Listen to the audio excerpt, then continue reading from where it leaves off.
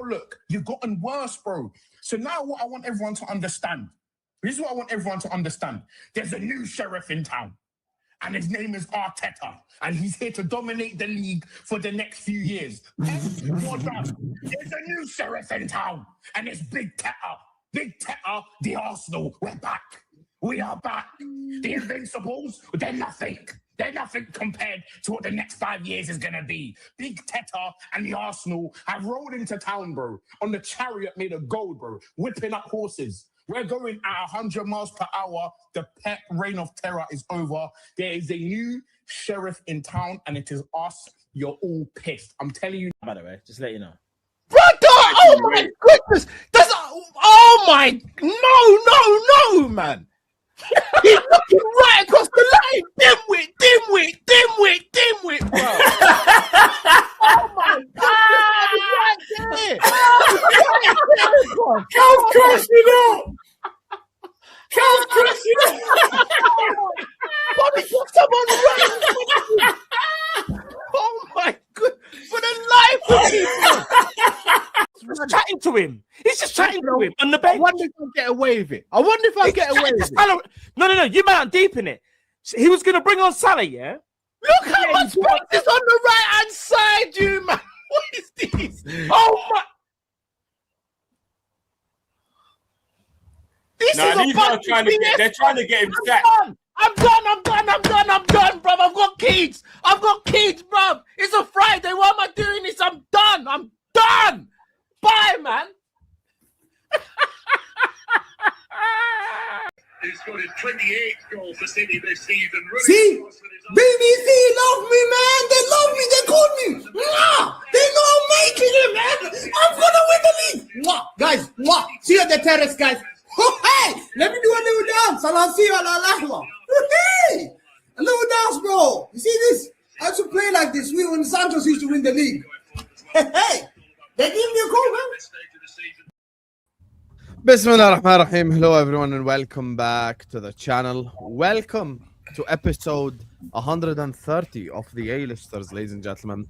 I appreciate you all. I love you all. We are here and we're here to talk about all the results from this weekend. We're going to be talking transfer news as well. You know, we just had the Ederson bomba just before we're going live, so big up to my guy Flawless for being here as well. We're going to talk about you know, the whole situation with Manchester United too. So big up to all of you guys. Like, subscribe. As you guys know, Arsenal did lose the Champions League final. Commiserations to Dio. And speaking of, oh wait, I forgot. Talk to me nice! Talk to me nice! Allow me to reintroduce myself. My name is Vader Games. You know what they say. You know what they say. Hussam, he's engaged now, so it doesn't really work for him anymore. But allow me to reintroduce myself. My name is Vader Games. Let's go, Champions League talk. You know what it's all about. Let's go. I really appreciate how you nearly dropped the ball. I've actually had this for a long time now, since I started this new studio as well. So it's been there. People just haven't noticed it because it's a smaller trophy. So yeah, maybe I need to get a bigger one. Maybe I need to get a budget like Lewis, you know, £500 for a belt. Maybe I get five. How much did that actually cost you? This was barely 50 quid. Quality. There's no way. There's a lot more expensive than that. It was off Amazon. No, they're a lot more expensive than that. Are you serious? No, they're more expensive for the bigger versions than this. Subscribe. Hold on, let me. Carefree Lewis. He'll send you a discount code. Yeah, like 24 quid. Oh, even better. What? When I went to Amazon, they were like £120 and stuff like that. Yeah, because you looked at the bigger size. They do it in multiple sizes. This isn't the biggest one. This is like the medium one. Let's still got everyone's names on the back, bar Arsenal, of course. Okay, and speaking of, let's talk about Arsenal and PSG. Dio, we'll let you go first, brother. Talk to them. Dio goes first. Let's go, Dio. Let's go. Yeah, man. I mean, you want to know why? Because if any of you go first, Dio's head will be fuming, and then he won't be able to get his point across. So just let him talk first, and then. Yes, I won't interrupt. I'm going to put myself on mute. I'm going to sit here. Can I start the clock? Just so you know, Dio has never actually complained about interrupting once on the show. I'll give him credit. He's never actually complained. You're the one that always complains about interruptions, mister, not Dio. Yeah, because he doesn't get interrupted like me. I do. I just don't care about it. Yeah, Dio will just keep talking. I just keep going. I don't care. Oh my god. Big up to Igal for the raid as well. I'm going to stop when someone else starts talking. All right, man. So, Champions League, disappointing that we lost. Very, very disappointed that we lost. Of course, we were not the better team against PSG, even going into the game. Everybody said, oh, PSG has better attack, better midfield, which is true. They have better attack, better midfield. I think defensively is the only place where we were more solid than them. And having said that, the game plan was on for 70 minutes up until that penalty was given. I think, yes, you can call Arsenal the coward team for playing defensive football, but let's be honest about it. This is the best attacking team in the whole of Europe, who scored 45 goals on their way to the final, 29 open play goals. They only had 2 penalties on their way there. They scored corner kicks, set pieces, and were not able to score an open play goal against Arsenal. All their goals came from a penalty. So we can rave all we want about how poorly you thought Arsenal looked on the eye. Yes, we looked poor, but defensively we were solid. Mosquera's one mistake cost us that game, and it is what it is. You know, PSG, I expected more. I heard people say they would beat us 3-0, they would beat us 3-1, they would beat us 2-0. Of course they should, because they are the best attacking team. They walloped Chelsea 8-2 on the way to the final. They walloped multiple teams. I mean, see what they did to Bayern. We've also beaten them in the final. So no, I'm not saying you haven't beat them in the final. I know. In more recent times, they beat you. If you want to go all the way back to last summer and talk about what happened when it happened, then that's different. But in this Champions League, you played them in this Champions League. Bayern played them in this Champions League. All their goals came from a penalty. I think the truth was we went in there to do exactly what we wanted to do, which was defend, find a way to score a goal, and just try to stink out the place. That game was Arsenal's game. We played Arsenal's game and not PSG's game because all their players, none of them were effective first half. Let's be honest about the football. It's not their attack was garbage. Yeah. They were fucking shit. So when people say it's two things, it's either of two things. It's either PSG were very, very bad, and because of that, it made Arsenal's defense look good, or Arsenal's defense was really good and made PSG's attack look mediocre up until that. It can be both. But I also think your attack wasn't great either. But but again, that's what I'm saying. Our attack. Listen. But I got your tactics, but there wasn't really enough progression in there. Lewis, let me say this right. Our attack hasn't been great all season. We've complained about Arsenal's attack from the beginning of the season up until the final of the Champions League. In fact, everybody has talked about how poor our attack has been in the Premier League, that we've been stinking out games 1-0. They've talked about this consistently. So did you expect the attack to change in the final of the Champions League? No.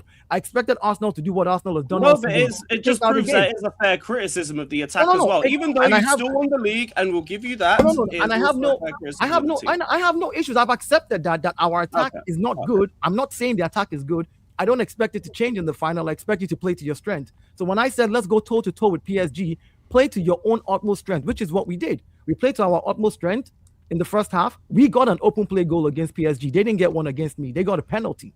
No. You can shake your head, say whatever it is. The football, we all saw it.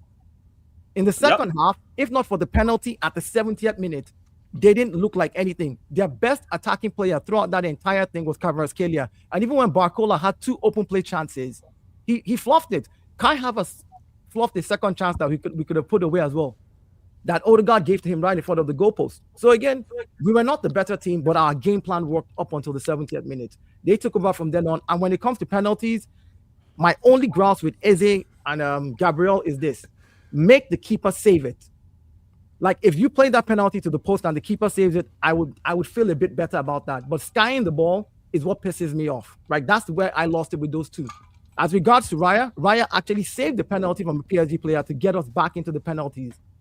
And that's what I expect. Make the keeper save it. So we're not the best team. We're not the greatest team. And hey, let's be honest about it. Even when other teams that have won the Champions League, they're not number one in their league all the time. When you won it, you went winning the Premier League when you won the Champions League. So for me, I said not necessarily everybody all the time. All the time. You need to hear that part of the English, which means that some teams do it and some teams don't. Before you start pointing at yourself, Vito, I understand. Oh no, I wasn't sure who you were referring to.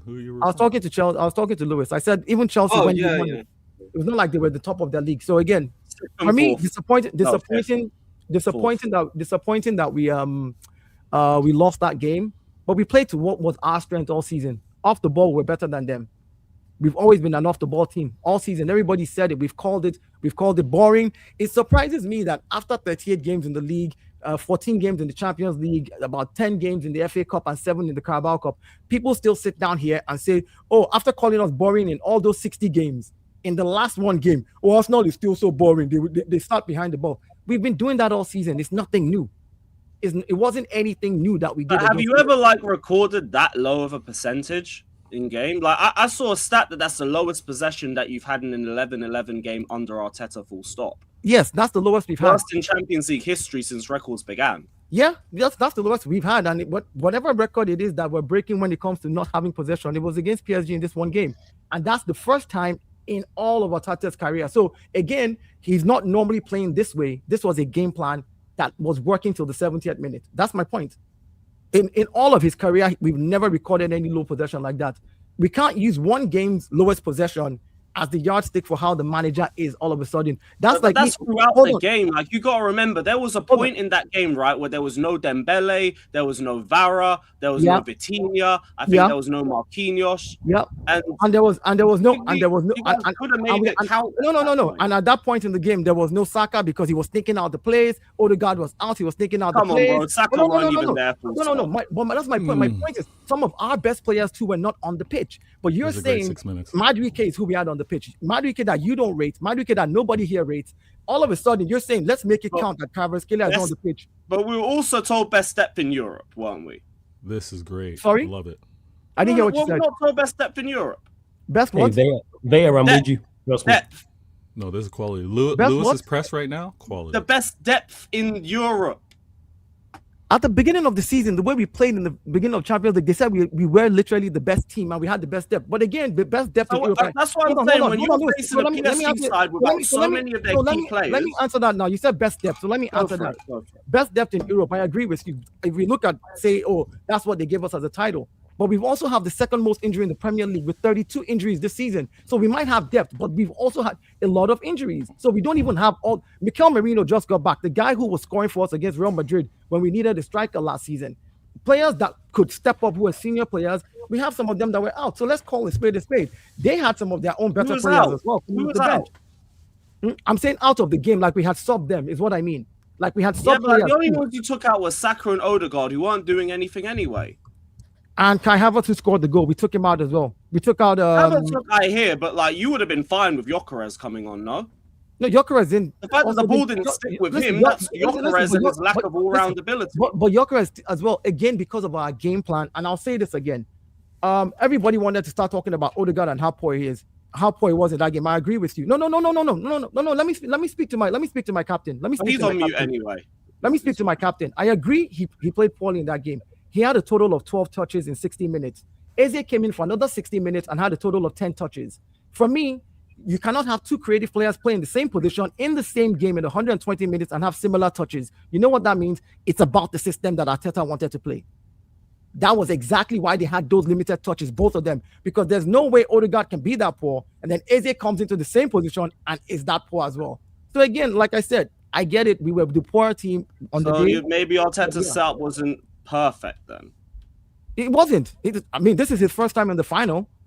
You think what am I expecting? Like he's going to snap his finger against the Luis Enrique that's done it before and overthrow them. I know the crap. I've seen Maresca do it. It is possible to block PSG. I'm not saying it's not possible. I'm saying, but this is his first final.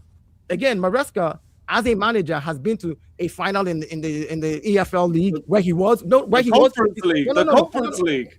No. Again, if I'm not comparing. I think the truth is in the middle between you both. I think Hussam, I want to hear from Hussam. Yeah. It's been a great 8 minutes. Great 8 minutes. Let me just round up until the penalty, Arsenal's approach was the correct approach.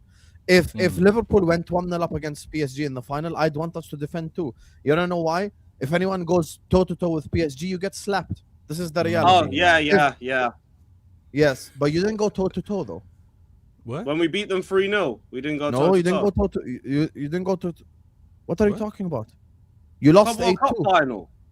Well, you keep going. You keep going. But you said you No, can't no, go toe it's to toe with PSG. relevant. It's I- relevant. Lewis, It's relevant. Lewis, Come on, Lewis, Lewis, can we have an objective conversation? Let's not do this. Let's not do this. Stop being disrespectful. Lewis, It's Lewis, relevant. Can we have a real conversation? It is a real conversation. You did a real watch along for it. I'm Club not hearing World Cup, nothing. come on.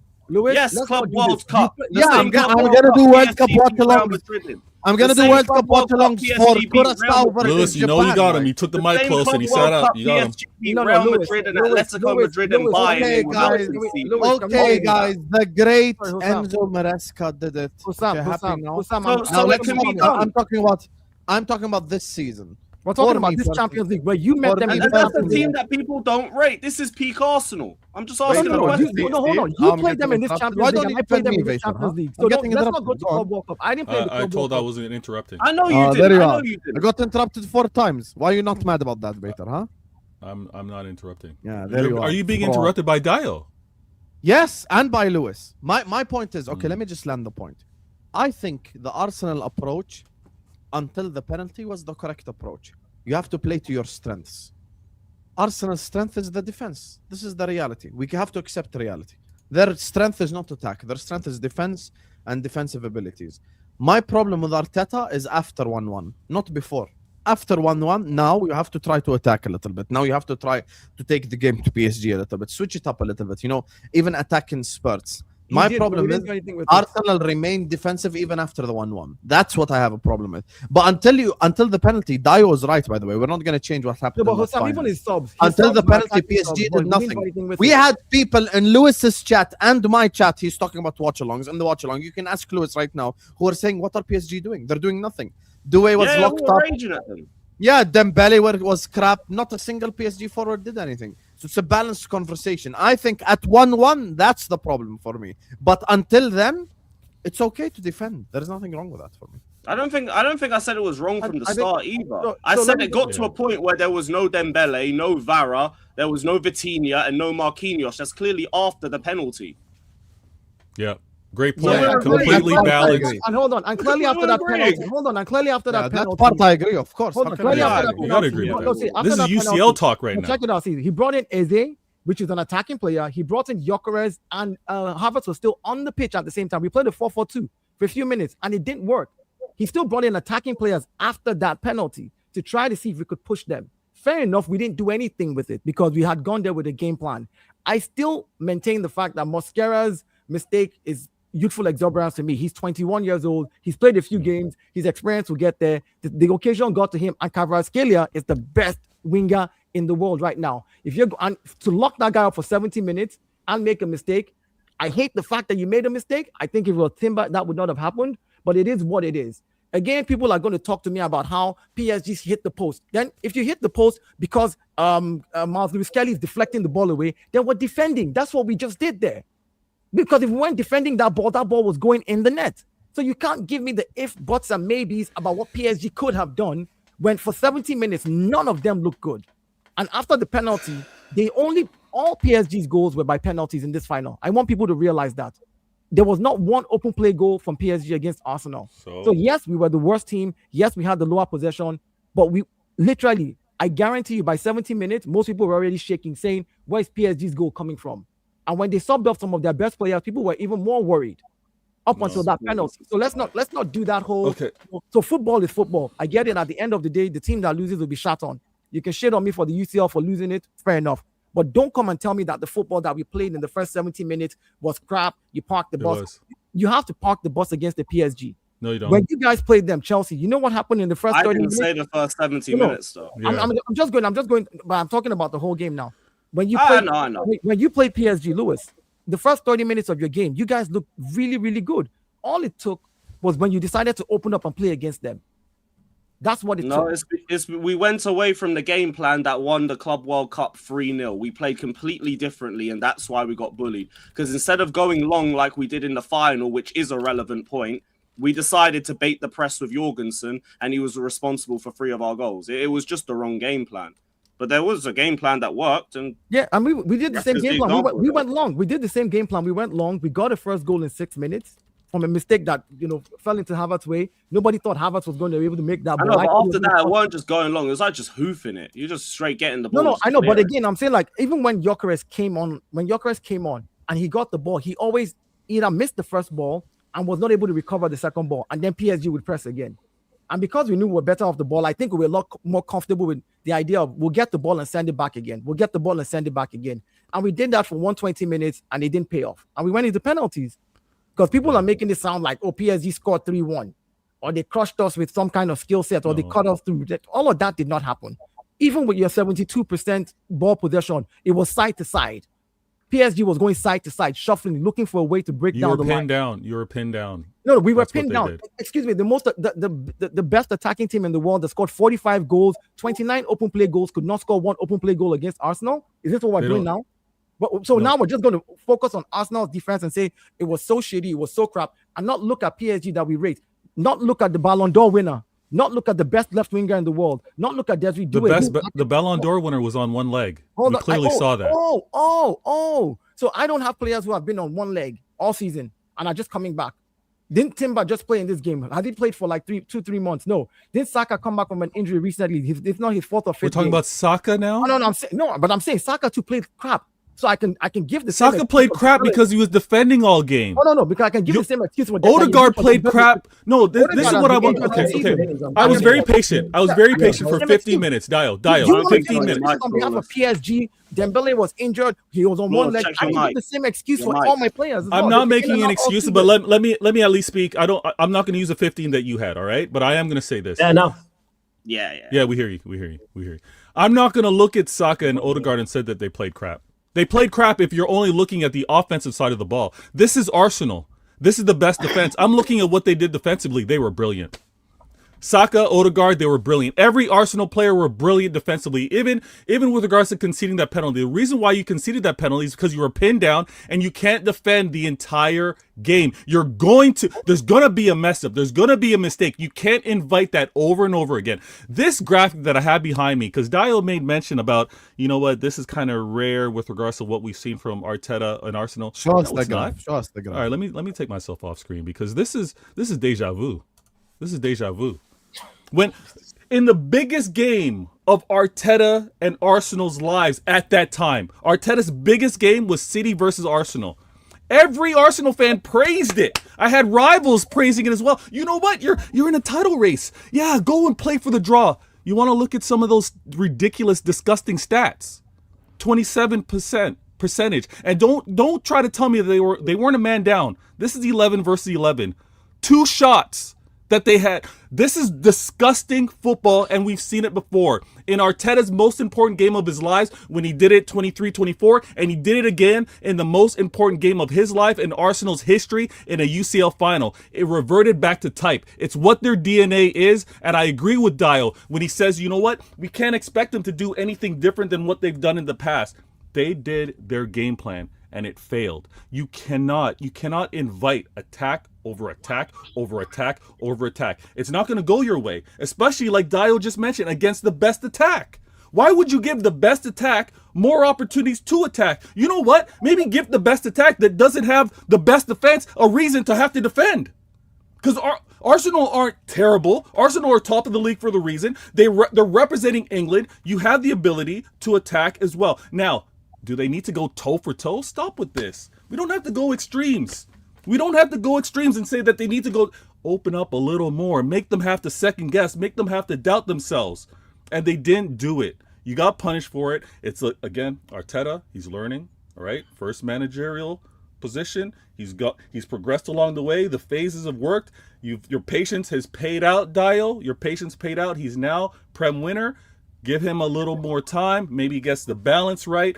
There's always going to be that turtling, that defense, that blocking, but maybe he attacks a little more with some more signings. Maybe that's what's needed. But Odegaard, Saka, every Arsenal player, they weren't crap. They did what they were supposed to do. They defended. They defended brilliantly. And that's why I'm not going to let this narrative go where they were garbage. I'm not going to have it. Great game. You fell short. And it's so fitting that you leaned on your defense this entire season. You leaned on your defense when it came to penalties. Your defense let you down. You can't win these big trophies. Let me take this off, actually. Let me take this background off. You don't win these. You don't win these cowardly.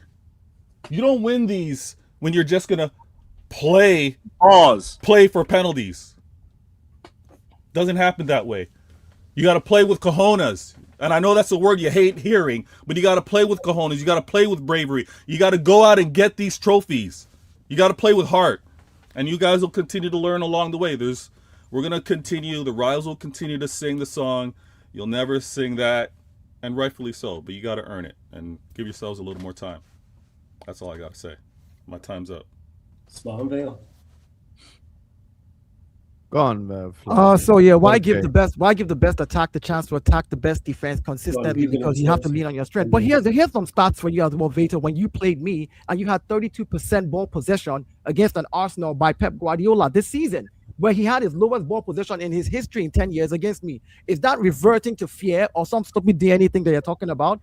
Dude, no, it's not. That was an actual test in a regular season game during the Prem. It was not for history. It was not for your club's history. When you were talking, I was quiet.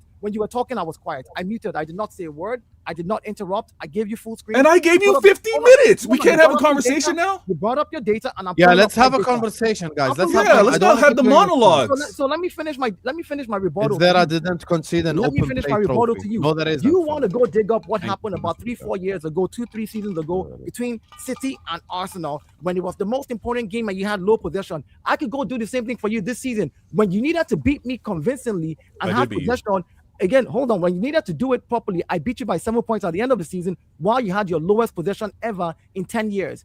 In 10 years, under Pep Guardiola what are you talking about? I can use the same thing. My point is you can't use the same thing. Listen, my point is against PSG, Arsenal was going in there as the underdog and the better defensive team. And it will be stupid of you to try to attack a team that you know are better than you, because once you open up, they're going to tear you apart. And it is stupid to play the game of football to try and attack and score goals. Let me finish. And everything that we worked on, or that you could see the team worked on, worked perfectly. And the only mistake came from who? A new addition to our defense, Mosquera. Our right back has always been Timber. That's the person we've leaned on, right? So fair enough, Mosquera was the guy who made that mistake. And the same Mosquera stuck with the game plan and held Kvaratskhelia for 70 minutes. It was going to break at some point, but we were hoping it would probably not break to the extent where we could not recover it, because we were playing to our strength. Playing to your strength does not make you a coward. It makes you a smart fighter, right? Because you're not going to go and try and fight the other person's style and then get destroyed. They played to their strength, and their strength was nullified. All their best strength was nullified. PSG scored all penalties, not one open play. It doesn't matter. They scored, Dial. So what are we doing here? Listen, Dial. Before you conceded, Vedo, what are we doing here? Listen. Before you conceded the penalty, you were under it. They were creating chances. You were under the pressure of conceding a goal before the pen. Don't act like they weren't sniffing at scoring before the penalty. This is being disingenuous. Let me ask you a question. Ask me a question. I never talked about us not being under pressure. I've never denied that. You keep on going back to what I'm not talking about. I'm saying the way PSG played up until that penalty did not look like they were going to get a goal against Arsenal. That is not true. That's not true. That's a no. It looked like they were. Let me put it this way. As an Arsenal fan watching that game, I don't know how you saw it. You're City fan. You probably were hoping that they would score, and they did. I was hoping for nothing. Hold on. I was just watching the game. I'll tell you this. As an Arsenal fan watching the game, as much as I felt a little bit of pressure, I was just like, this guy is, if you've not scored by 17 minutes on open play goals, it's going to be tough for you, because Arsenal can stink out a 1-0 win. And we all know Arsenal is capable of doing that. That's true, Dial, but we thought that they were going to get you at some point, and they did. Oh no! But my point is, I'm saying they did by. Yeah, I said get to 70 minutes. I agree they did. I said they did by a penalty though, and for me, they did. They did by a penalty, and it's almost like everybody wants to just ignore the fact that if Mosquera did not make that mistake, the game could have gone 90 minutes and they would not score. My gosh. Okay, you said this 5 times. Let me say this real quick, please. Because this entire season, because of the PGMOL and these guys not conceding a red or a penalty, he thinks that they don't happen.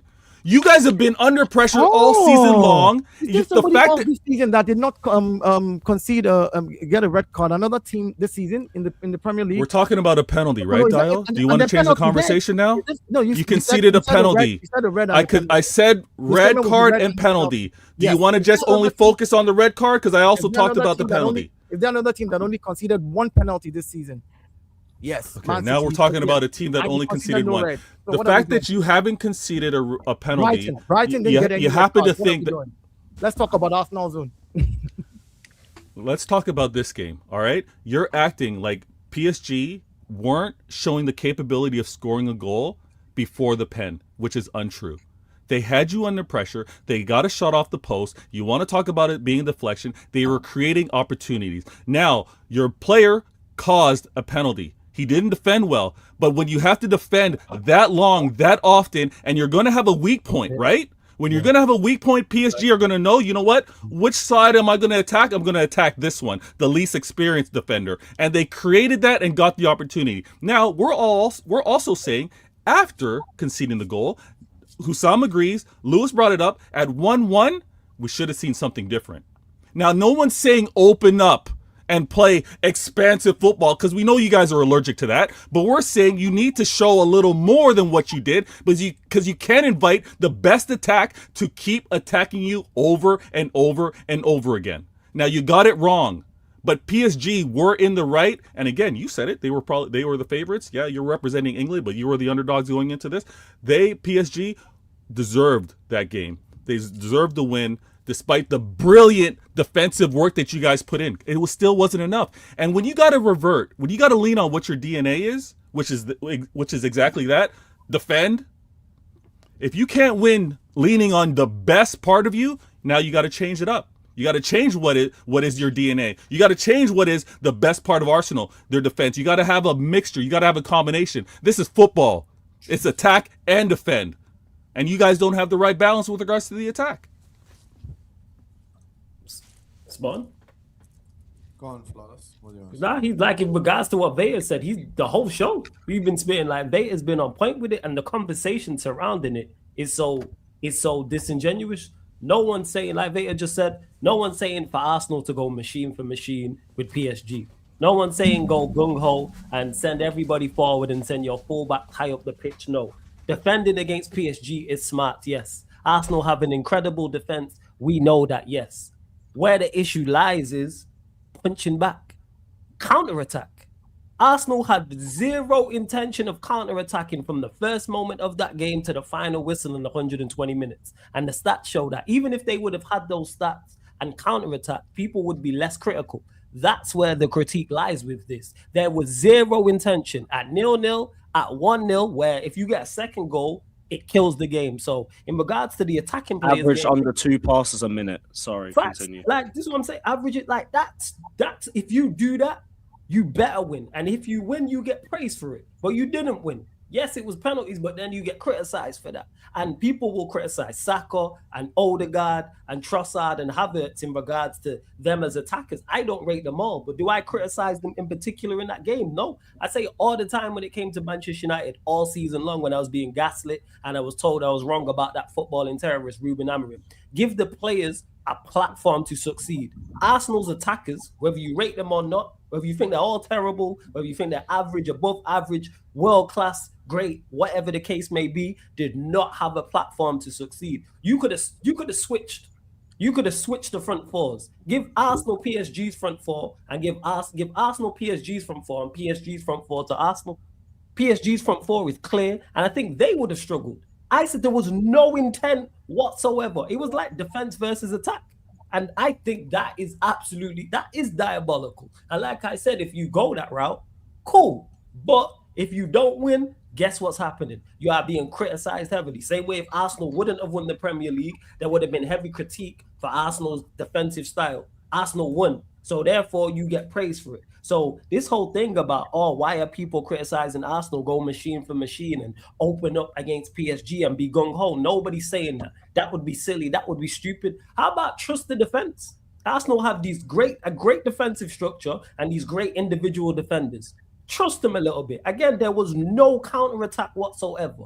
It looked like Arsenal were just trying to survive. Word to surfer, it looked like Arsenal were playing for a point in the Champions League final. It was crazy. I couldn't believe it. And the thing is, we've seen defensive teams before.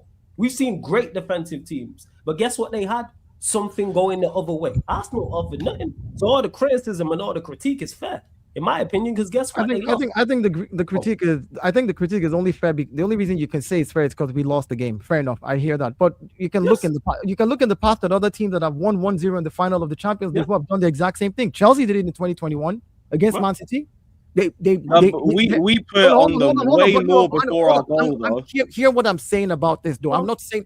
You see, this is the thing about when someone brings up a scenario and you say, "But we did." You don't even know what I'm about to say about how Chelsea. No, he's going to talk about parking the bus. No, not parking. I haven't even said that.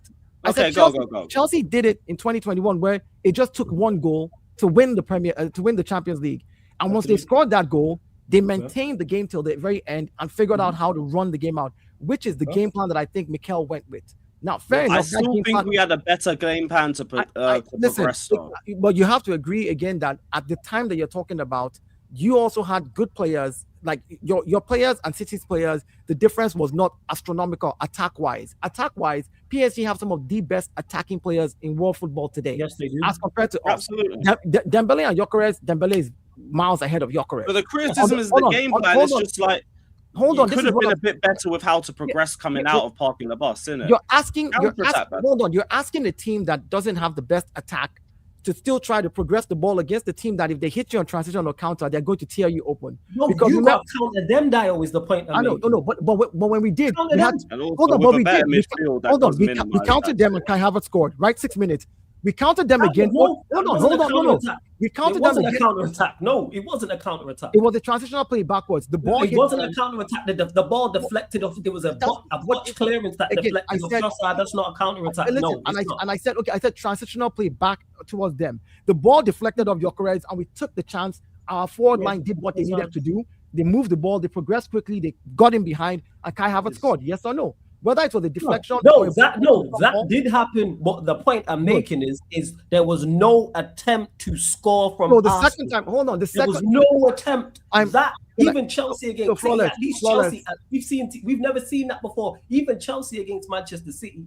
Chelsea attempted to get the ball forward. Werner missed 3 clear-cut chances before Havertz. I haven't missed. Hold on, but it's like you've chosen to not even hear anything. The second ball that Kai Havertz missed. Hold on, the second shot that Kai Havertz missed, that Odegaard put on the plate, clear ball in front of the net. So we did. The Marquinhos one. Yeah, that was one more. That was a good passage. So that's my point, though. The game plan. That's one. That's it. That's just flawless. Let me finish. The game plan for Arsenal was against this team, you're going to have 2 or 3 chances in this game, and you have to be clinical with them and take them. You cannot create more than that against the PSG team because you will open up. Because you will have to open up. And if you open up, PSG. That's a myth. No, you don't, No, you do not.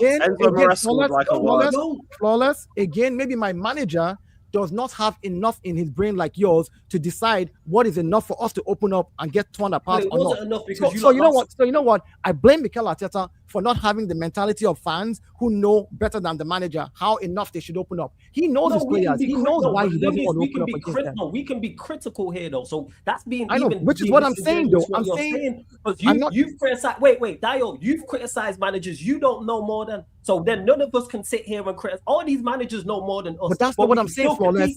But that's not what I was saying. That's not what I was saying. Guess what, Dio? You lot lost. The game plan didn't work. So therefore, you're gonna get critiqued. Like it didn't work. Good. It was a foolish game plan. To try and defend for 120 minutes and not punch back against the best attacking team in Europe is an idiotic way to go about it, is the point. With no Vara, with no Dembele, with no Vitinha, with no Marquinhos. Because guess what? I think if Arsenal with Mosquera on the pitch, with Madrid on the pitch, with Timber, I think you look at the too. I mean, all of that makes no sense to me. You're talking about 2 managers. Hold on, listen. I agree with Flawless here. You're talking about 2 managers that had a game plan. One of them's game plan worked to a certain amount of time and it failed. The other manager stuck with his game plan, which is his team is attacking, and they got a goal, they got into penalties, and they won. But to then come and be telling me about Kvaratskhelia on the pitch, bullshit, because we also had players off the pitch. Is Madueke the person I'm supposed to be depending on? Or like, so I can give you that, but the managers, yes. And I agree with you on no that. Vara, no Dembele, you didn't even lay a glove. This is the point I'm making. They had no Vitinha, no Marquinhos, you could have done more. We're making the same point. Lewis, not lay a glove. They didn't even throw a punch. There was no attempt. It was straight survival. They did not attempt to counterattack. And what punch the PSG? What punch the PSG throw? Apart from the penalty that we PSG throw them. No, here's the difference. Apart from the penalty that we gave them. Hold on. I want you to answer the question. Hold on. Apart from the penalty that we gave them, and the fact that 2 players on my team did not even test their goalkeeper and they skied the ball out of pressure or whatever reason it is, or because they were too cocky, whatever it is, we can give it that. What else did PSG do? That no one's saying PSG did well. PSG could have won. You know what PSG did? Wait, Lewis, I got this since you want the answer to the question. You know what PSG did? They attempted to knock you out. You defended very well because your defense is on point. That's the whole point I'm making, Dio. You did not attempt to knock them out. I made at the beginning as well. They attempted to knock you out. You caught and it was nullified by our defense. And then tried to survive. And it was nullified by the defense, though. That's what I'm. And it was. No one's disputing that. Stop saying that. No one's disputing that. Which is why I'm agreeing with you, Dio. I am in full agreement with you. Your defense was excellent. You nullified PSG. I don't know why you continue to make this point because nobody's disputed that. I haven't disputed that. Your game plan in regards to defense was to a T. You haven't heard me criticize Arsenal for their defensive output. You were defensively very good. You nullified PSG. Please stop mentioning it because it's not relevant to anything I am saying. I am talking about going the other way. That's the point I'm making. You did not attempt to knock them out. PSG were throwing punches at you lot the entire match. Granted, they didn't knock you out. It took to the 12th round and a late stoppage where they got you out of here. That is the point I'm making. Your thing was survival. You had no intention of counterattacking. And I think if you do counterattack, you maybe could win. You have a better opportunity of winning the game. Again, you lost. That's the point. We've seen defensive teams before. Chelsea's and Inter Milan's and Porto's and AC Milan's. And the list goes on about the defensive teams that we've seen who are quality. But you know what they offer? Something going forward. They have counter-attacking. There's some intent. You had no intention to... It looked like defense versus attack. That's what it looked like. That's the point that I'm making. That's my critique of it. Okay, so we didn't have enough. And I hear you on the we didn't have enough going forward. We've known this all season. And I've addressed that. Hold on. You're already missing my point. I didn't say you didn't have enough going forward. No, I'm saying it. I didn't say you said that. I'm saying that. You're not listening to what I'm not saying you said that. I'm not saying flawless said we didn't have. I'm saying we've seen all season that Arsenal has had a problem going forward. We've seen it all season. Have you scored 2 and 3 goals against teams in the league? We scored into the season. Hold on. Let me answer the question. We've scored more 1-0 goal games this season, 13 of them than 2-3 goals. Yes, we scored more 1-0 games. You scored 2 and 3 and 4 goals. Yes, but that's not the norm. Those are the exceptions. I'm not saying it's the norm. I'm saying the team is capable. That's the point I'm making. Yes, those are the exceptions, and we scored them against teams. But you didn't even put yourselves in the situation to attempt to do it. That's the point I'm making. I'm not talking about Arsenal's lack of quality. I'm talking about there was zero intention to score. That's the point. I've been watching football for a long time. I've seen a lot of the greats from the 90s, early 2000s and beyond defensive teams, some of the best individual defenders we've ever seen and defensive managers. I've never seen no attempt to score. That's the point I'm making. I couldn't believe what I was right. They just not even going to try, even though there is a lack of quality. That's the point I'm making. I'm not talking about the lack of quality. I'm talking about the lack of intent. I haven't mentioned quality or anything. I understand what you're saying is we didn't show the intent, and I'm saying we haven't showed that type of intent all season. Majorly over the season, we played 60-something games. In about 49 games, we haven't shown that intent. That's the norm for Arsenal. You're talking about the exceptions where we scored a 3-1 or we scored a 4-1 here. So my point is, when you're taking the exceptions that we did this season against teams like Bayern, who probably opened up, well, it's still the league phase. Even if we lose, we can still make it. If you're using that as the yardstick in the final, it's not going to work for Arsenal. I'm saying the game plan for Mikel Arteta, which was clear, was defend. We know we have waves that we can score from. We're not as good and as clinical as PSG. We're not going to cut through this PSG team and figure out a way to score. We get the lucky chance with the deflection, we take it. We get another chance, you should take it, and then defend with your own, because that's what we're good at. Off the ball, we're better. So why should I then change what I'm good at and make an attempt to do something I'm not good at against someone? It makes sense when you're defending a lead, but not when you don't have a lead. That's all I'm saying to you. You're saying make an attempt. No one's telling you to change. I'm not telling you to change, because even in games you've been defensive in the league, you actually had some form of threat going forward. There was an attempt and more possession. There was something. This is why it's the lowest percentage you've ever had. They were in the Arteta 11 versus 11. There was no intent. And I said again, you're not hearing what I'm saying. I'm saying I agree with you. Disagree. No, listen. I agree with you that we did not show any intent to go forward because that's not our strength. And I think Mikel Arteta made a mistake. I agree with that. But my point is, But my point is, you're saying they should still have gone. And I'm like, if I'm someone, right? For example, I teach my son certain moves in judo. There are things I know he's good at. There are things I know he's not good at right now. And I'm like, don't do that if you're fighting me, because you keep yourself open. So you learn how to do it. Don't go take the risk. You're better off losing by 3 points against me than me knocking you into the ground and you ended up in But you have the options with the subs anyway. All I've heard is how good Gyökeres is and UCL Martinelli. You can counter attack, man. I'm sorry, man. Arsenal are good enough to counter. You're good enough. They should have changed at 1-1. You're good even enough. If you know the funny thing, I can tell you this. Even if we won this game 1-0, everybody would have sat there and said, "Oh, you guys stunk it out now." So whatever it is, UCL, I wouldn't even be in this country. What are we doing, bro? Right. What do you mean? At halftime, I was checking the weather and flights in Amsterdam. Let's not play games. Don't do that. No, flawless. I'm not. I hear your point. I'm not talking about you. Your point. You and I. Listen, Flawless. You and I are on the same point. You say we should have gone for it, and I said we don't have the capacity to go for it. You say we have it, and I'm like, the norm for us. I've watched Arsenal and looked at the data this season, and I look at the data for my team. That's the one thing that I do. The amount of games that we have played where we have won 1-0 this season across all competitions is 13. Yes. The most we've ever done. Like literally this season, we've just been able to go back to the stinky days of Graham. It's like 1-0 to the Arsenal and just move on. We've not shown a lot going forward. I didn't expect that to change in the final. What I expected was what we played till the 70th minute. That penalty changed everything. That penalty changed everything for me. And fair enough, at that point, we should try to go forward, but we don't have what it takes against the PSG at the 80th minute to literally try and break open and then have them score 2 against you. Then the game is done in 90 minutes. So we decided to go for the 120 minutes. Dude, took off Vara, took off Dembele, took off Vitinha, and they had UCL Martinelli. We took off players too. Dude, look at people taking penalties for us. Yeah, you had Eze come on. We didn't have any of our best penalty players. Hold on, we didn't have any of our best penalty players on the pitch by the time we got to penalties. What are you talking about? So, neither did they, though. To be honest, talking about the pens.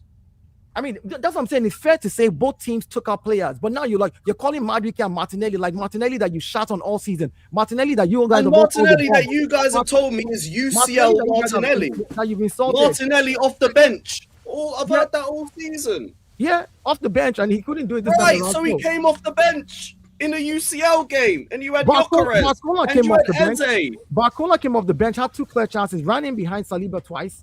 1-on-1 with the goalkeeper. PSG weren't good. We've said that. They're not that's good. My point. So let's talk the football. But you keep talking about who they took out as if we didn't sub players, as though because I'm saying you had the players on the pitch that you could have still had a game plan to attack them.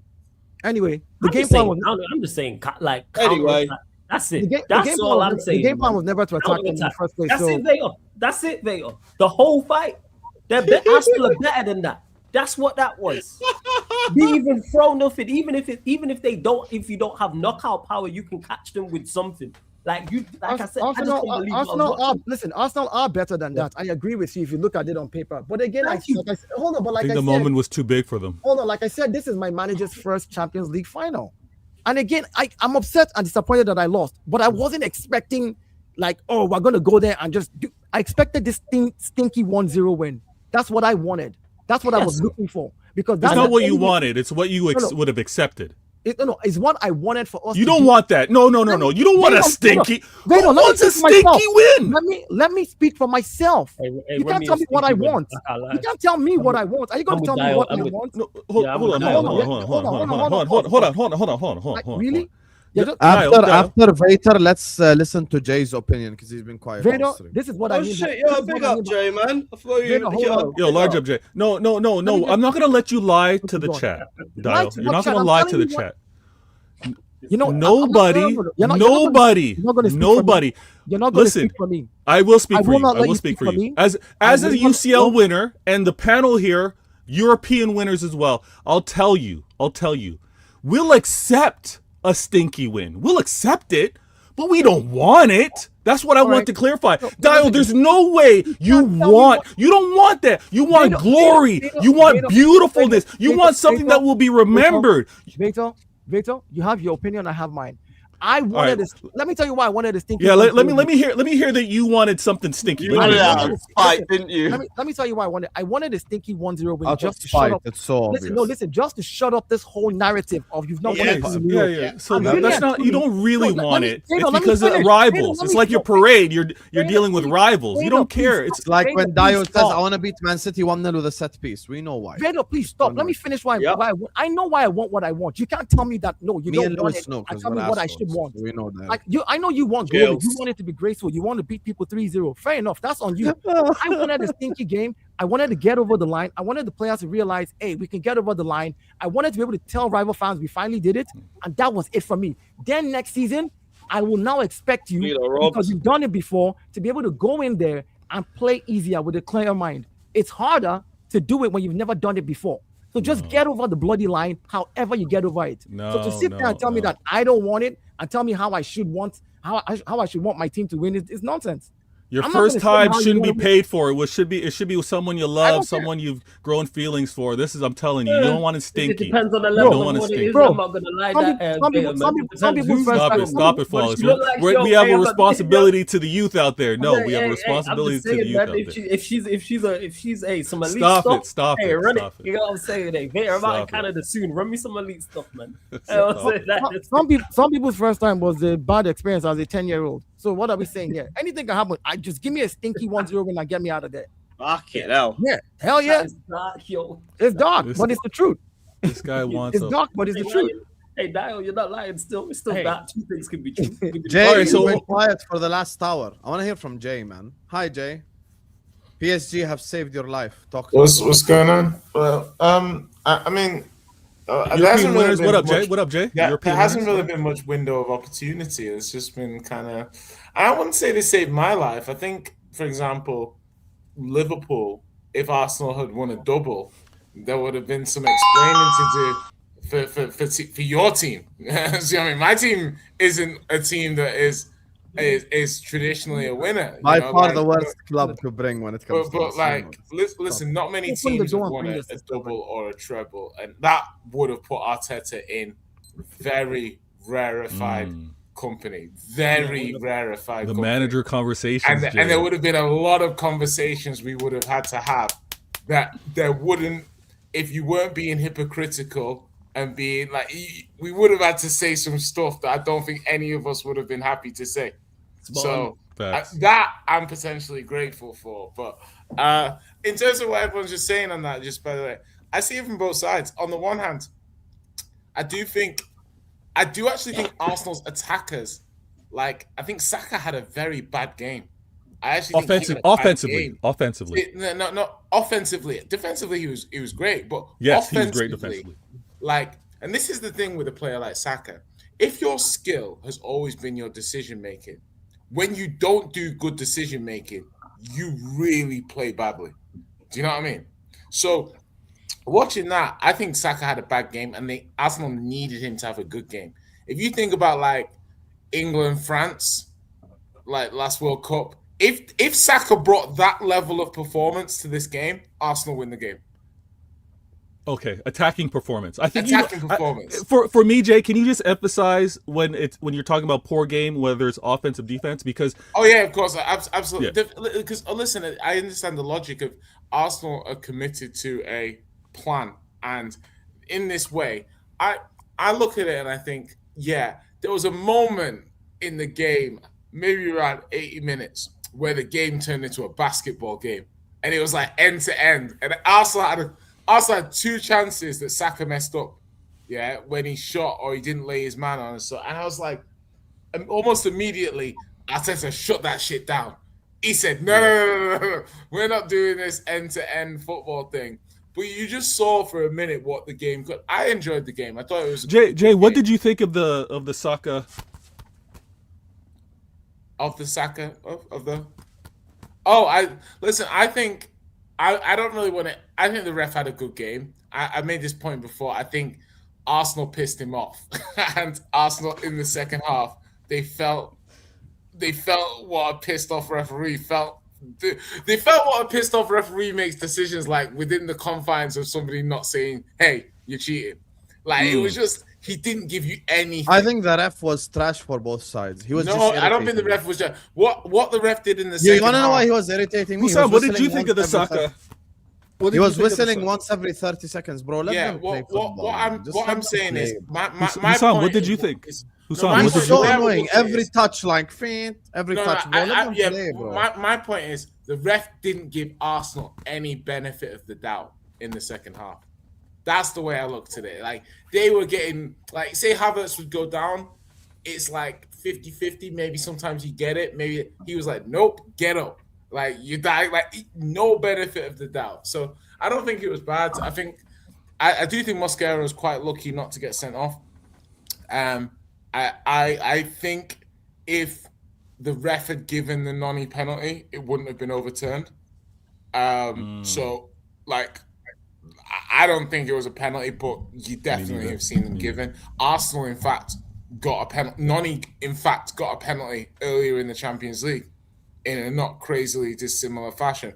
You can make the argument because he's very direct and stuff, but no, it's one of those, man. It'd be like that. Arsenal was semi-final last year, final this year. They went through the whole competition unbeaten. I think I think it would be silly to think that they won't be there or thereabouts. They get a draw like this next season. Yeah, they'll be back in the final. They'll be back in the final. Wow. Yeah, I mean, again, you get those draws because you do well in the league phase. If you do well in the league phase, you put yourself in the position to get good draws and be able to get a good run. So just do well in the league phase.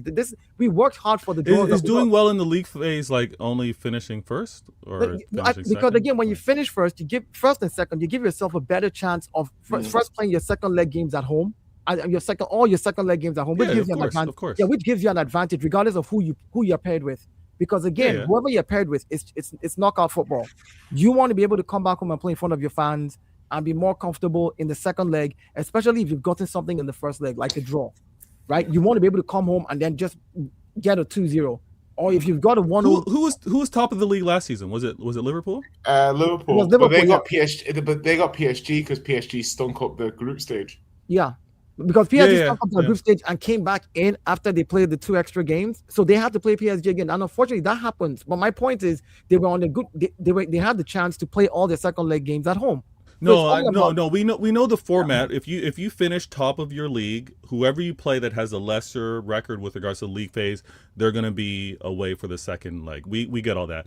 But I'm just saying, even when we look at Liverpool finishing top of the league format in the Champions League last year and the draw that they had, take away, they got eliminated by PSG. But even if you look at the other remaining teams on that side, it wasn't as favorable as what you had this season. It was definitely a lucky draw. There is nothing wrong. We can't ignore that this was a very lucky draw this time. I said, it was a lucky draw, and I'll take it. I didn't have a lucky draw last season.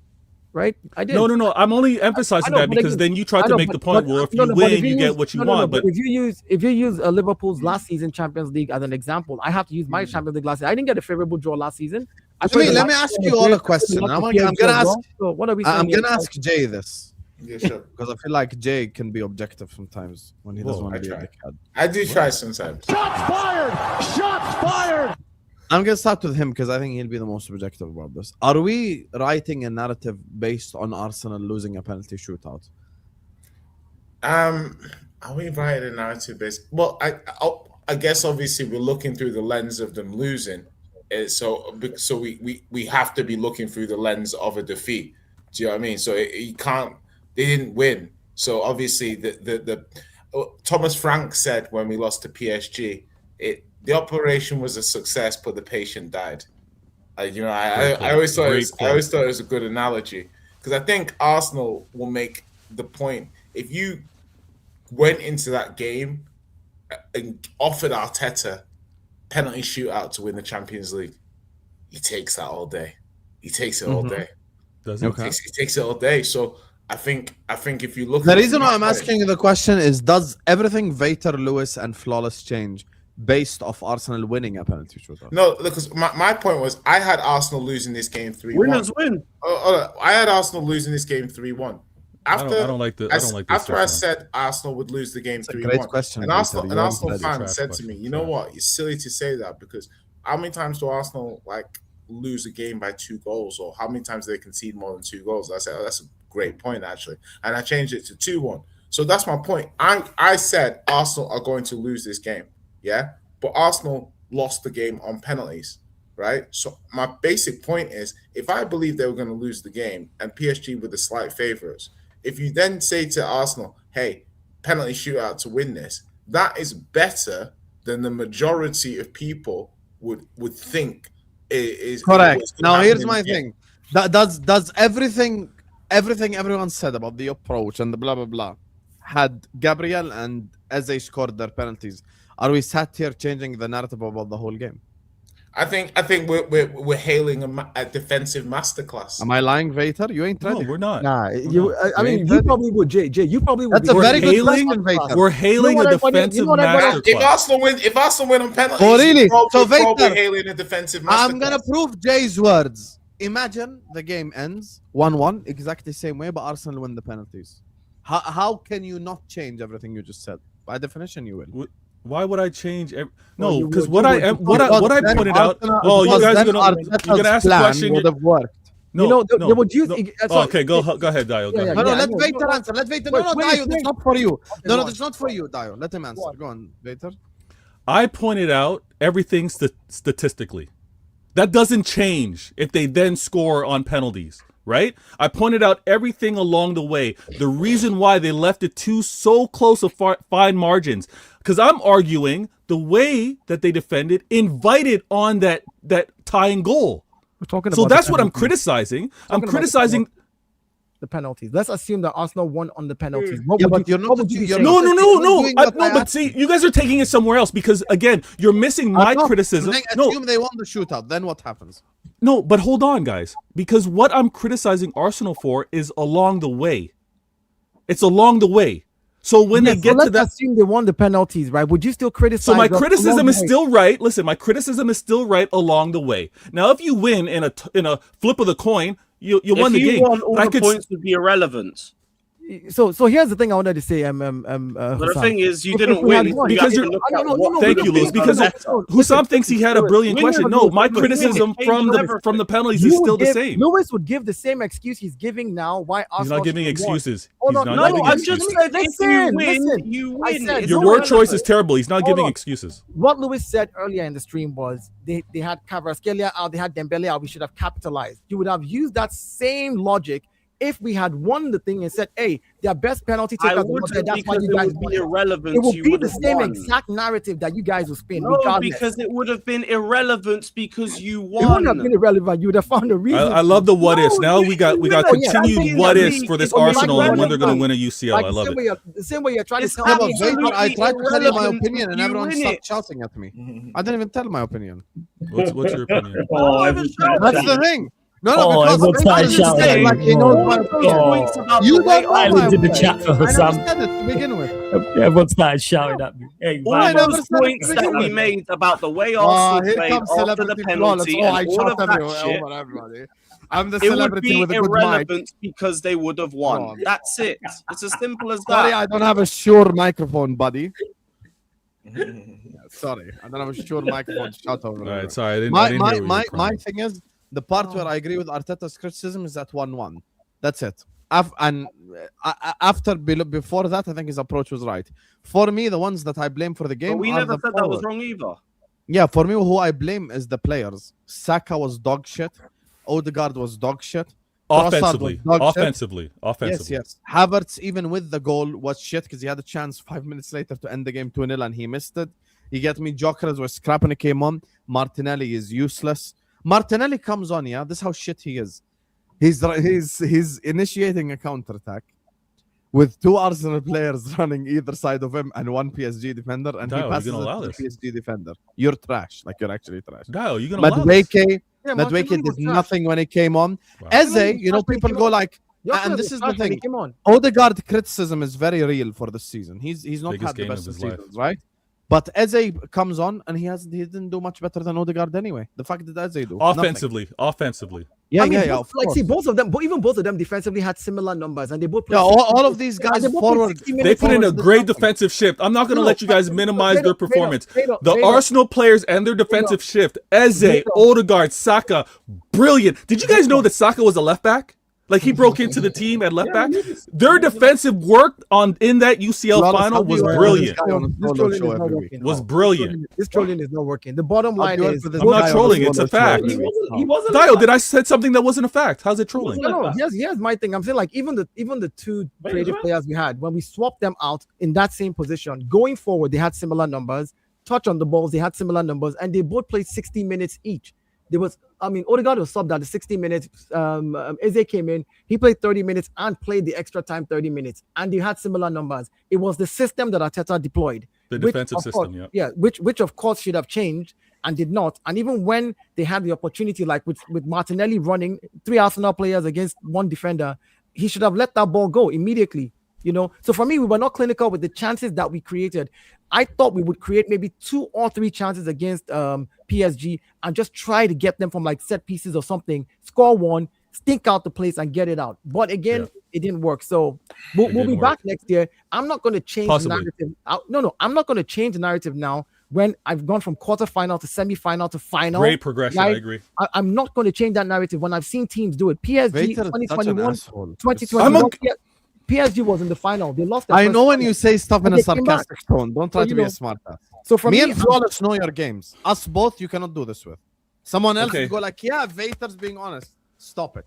Is it not great progression, Hussam? Is it not great progression? No, because your logic's gonna go like great progression, but they didn't win. I already know. At the beginning of the season, none of you thought. Vater cannot lie. None of you here. I know you, Vater. Don't lie. Great progression. No, it's great. You're better than that, Vater. You're better. You gave him the smile. When Tayo said it, you smiled ear to ear. Allow it. Oh, no, I know what he's doing. I'm just Vater's winning the games, bro. Hey, Vater, your reputation's in the bin. You know? No, listen. No, Dial. Real talk. Hold on. For many seasons, City, not as big of a club as yours, all right, had their UCL failures. We've had our journey. We've been winning Prems, and we had our failures with regards to the UCL. It's going to happen. I'm telling you, and I'm being very genuine here. It is progression for you guys to go from quarters to semis and now finals. You've got to take these steps to when you do win your European or get that European glory, that history for your club. I'm not trying to belittle it. I'm not putting my nose. I only have one.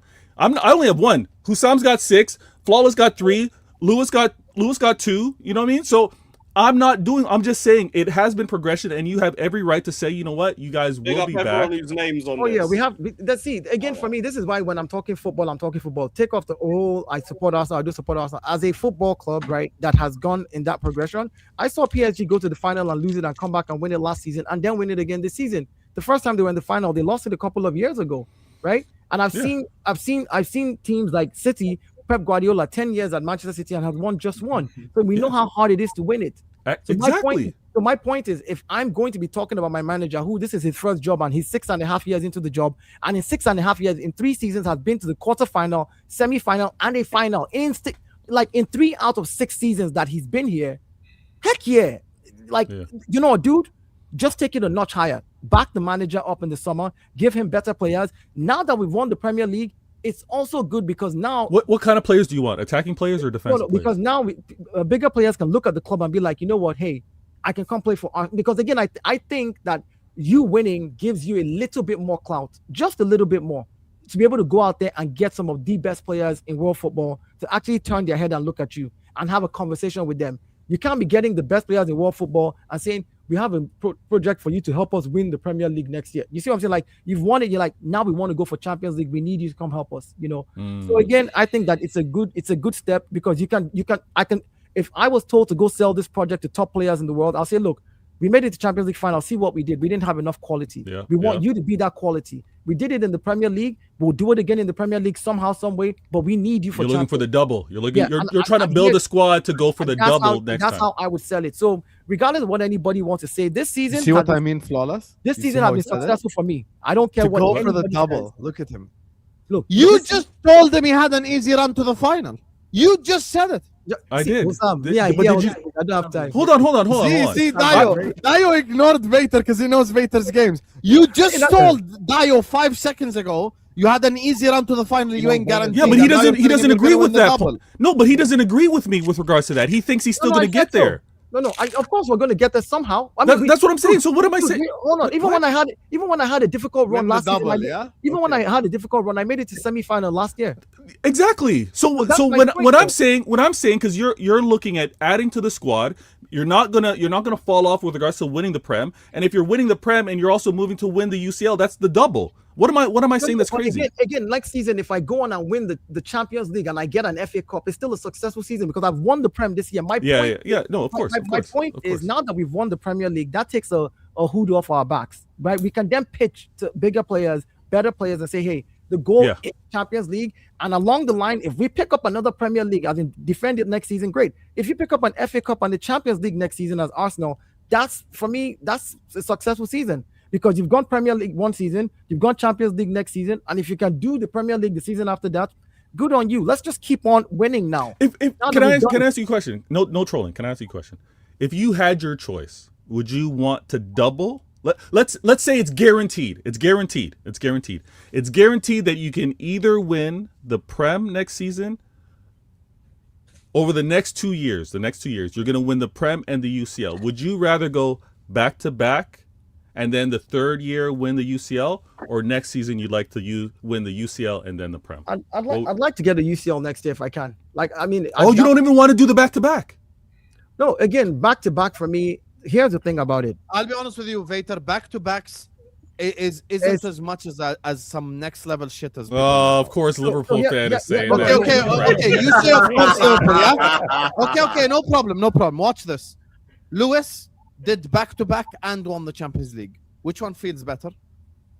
Oh, I cried like a baby. No, there's guarantees for both. Don't do that. Don't switch up. Don't do the switch up. Don't do the switch up. Don't do the switch up. But you're missing the point. If Arsenal win the Champions League, that's literally the only trophy missing from their cabinet. I know, but they're guaranteed to win it. Okay. Let me put it this way. Let me tell you how I understood your question.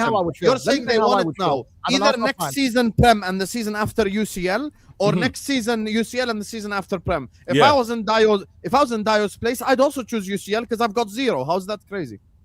Let me explain why. It's true though. They've got 0, bro. It's normal. I know they got 0, but stop saying it like that. Why, Dio? You see how he's flexing to 0, but they got 0. When I say it, you want to act like I'm trolling, but I'm actually being objective. No, you are no. The way you emphasize 0. Flawless is tired of you, Vater. I can tell by his reaction. Every time you say something, he leans back like that. You know what? I might only have to do Sarcasm City TV because maybe he can't do the 2 shows back to back. Have some shame, bro. This guy. No, why are you saying it like that? Because they've got 0, bro.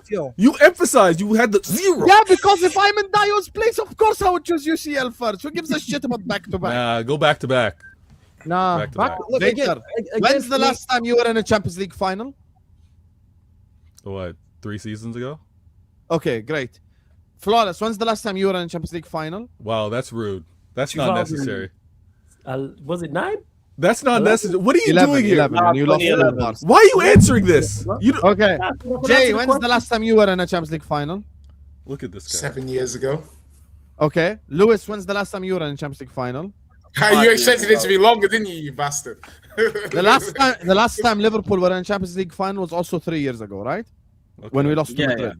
The quadruple charge season. 4 years. Notice how all of us. Notice how all of us said 3 years. Notice how all of us said 3 years, 7 years, 5 years, 6 years.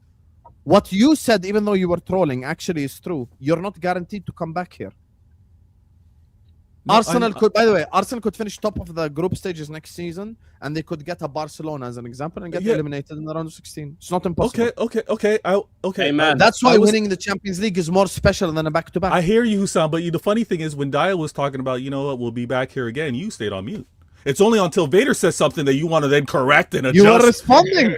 You responded before I could breathe, bro. That's a valid point. You responded before I could breathe. Dial was flowing about, you know what, our progression, we're going to get here again. You stayed on mute. You were like, oh, that's calm. You know, once Vader says something, no, let's cut it off. That ain't right. Vader, I think that we'll be back again because, again, that's the one trophy that we don't have. And I think that that's going to be like the goal. That's going to be the goal again. Like, again, the Premier League was our goal for 22 years, and we finally got it. And as soon as we've gotten that now, you can tell that the next progression for this club is we just need to get that Champions League so that everybody can shut up. After that, we can then begin to worry about, retaining the Premier League again and fighting everybody and seeing how good Chelsea is and City still are and everybody still, and then that battle can continue. And because many clubs have retained league titles, not many have won Champions League. No, they don't. I don't think Arsenal.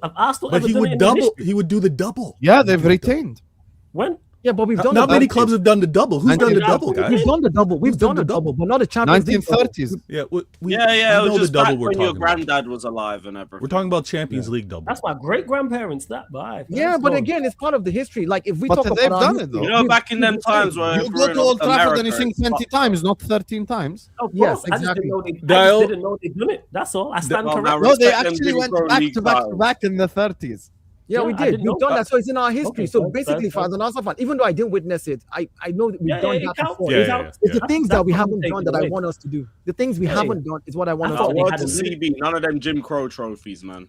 You are seeing things that you haven't done before, like this level of possession that you had. We've never seen that before. You guys are doing things that we've never. Here we go again. Let me read the supers before we talk about the different topics. We've been talking about for an hour. Thank you guys so much. Big up to all you guys locked in. Please hit the like button. Please subscribe. I appreciate you all. Anyone who follows me on Instagram in the stream will get a shout out. The link is in the pinned comment. Go follow me and go keep reposting my reels and all that shit. You get me going viral on the Insta. Let's go. You believe in fairies if you believe Arsenal will be open. To be fair, that part I agree. I don't think you can't expect Arsenal to be open. But to be fair to Flawless and Lewis, no one said that though. No one said be open. Yeah. I'm never gonna be fair to Vader. I'm sick of him. Banter is fine. But objectively, Chelsea lost 2 finals before winning the Champions League. City lost 1. We lost one. We won the but you've lost one before winning the league, so yeah. I know. I just don't want 2 UCL final losses on our record. But you've lost the UCL before coming back to winning. I know, but just the one. We lost one. Just one. Dial, can you just come back to the screen, please? Yeah, Dial, you gotta own these. Yeah. Please. Because we're doing the different layout. What was that stat? You had? Arteta's first final versus Europe's best attack. They only beat us on pens. You know, people will say I'm twerking, but I'm being dead serious. You are twerking. I actually think the worst part about this Arsenal side is this is not even the final iteration of Arsenal. If they improve their forwards, that's when we're truly fucked. Like this Vater guy knows exactly what I'm saying is true as well. That can be said for many. Everybody. That can be said for many teams. We haven't seen the final form of any of us on this channel. I'll put you. Vader, forget the panelists. I'm just talking about teams who have fallen short in Champions League. There's been great sides that have fallen short in Champions League finals and not come back. Facts. Yeah. Like, I guess won 6 of them, and he speaks like he hasn't. It's so. No, but you guys have said this. You guys have said the exact same thing that Sam just said right now. Guys, they are Premier League champions. It's more difficult for Liverpool to have a defense as strong as Arsenal and to have a midfield as strong as Arsenal than them to just buy 3 forwards and have a better forward line. That's it. But we also But we also understand the rest of their team is sorted, by the way. They don't have issues anywhere else. Premier League, yes. Champions League, no. They're not like. Okay, but now add to their team like 3 good forwards. They'd be a lot better. Say PSG add to their team, then what? And Bayern Munich add to their team. Fair enough. Okay, that's fair, Flo. That's fair enough. I mean, but again, I agree with that. But to be fair, I was only talking about the Premier League perspective. Premier League, yes, they're in pole position. Yes, 100%. If they get 3 new forwards, we're all screwed for next season. No, they're numero uno, yes. I've never been happier rejected by 2 players ever. I think this is the craziest time of me doing content. I just messaged Sean, the guy who does my reels and shorts. Dumfries went to Real Madrid. What the fuck's going on in world football? Mourinho there, man. That's what's going on. Yo, Gordon, Barcelona, Dumfries, Real Madrid. What's happening? Hey, Garnacho Bayern next, God willing. Yeah, we need our 10%. Dumfries If Garnacho goes to Bayern, that will be the end of football. Please. You know what it is. The lap to Arsenal or something. PSG only scored pens. Bet you wish you could score on pens. Damn, Fonzie. Damn. That's so rude, but true. Controlling your emotions, Dio. You're a champion now. Come on, you Gunners. My friend, you don't know me in real life. I'm very passionate when I speak. Even to my kids, they'll tell you this is how I. Why speak. do you guys say control your? Bro, we're all passionate people. What do you want this dead thing? This is me. I work in the meeting. I'm passionate about the things that I'm passionate about, and I speak this way. And if I offend you and you tell me, I'll tell you sorry, and you will still hear the same vim. This is me. Wait, what? The same vim. You say sorry and keep doing it? No, not like I won't insult. Like if I say something that offends you, I won't say that thing again. But I will talk with this same level of vim. Okay. I'll change my words. I won't use the words that you said offended you, type of thing. But I'm not going to be like, oh, okay, well, no, like it's not. Even with an elite defense, why did their wingers defend more than attack after scoring early? Why not push for a goal instead of sitting deep? I'll answer this very simple football 1-on-1. If they went 1-0 up against PSG and attacked, they would have conceded a goal due to their getting counter-attacked by giving Kvara, Dembele, these guys space. That's it. I think at 1-1, that's when I criticize Arsenal. That's when you have to attack. Vader, if that's the case, why didn't PSG score another goal to win the game in normal or extra time? If what is the case? You were talking about the defending and attacking. But again, we're not going to act like PSG didn't have chances to try to get a good attempt at scoring that next goal.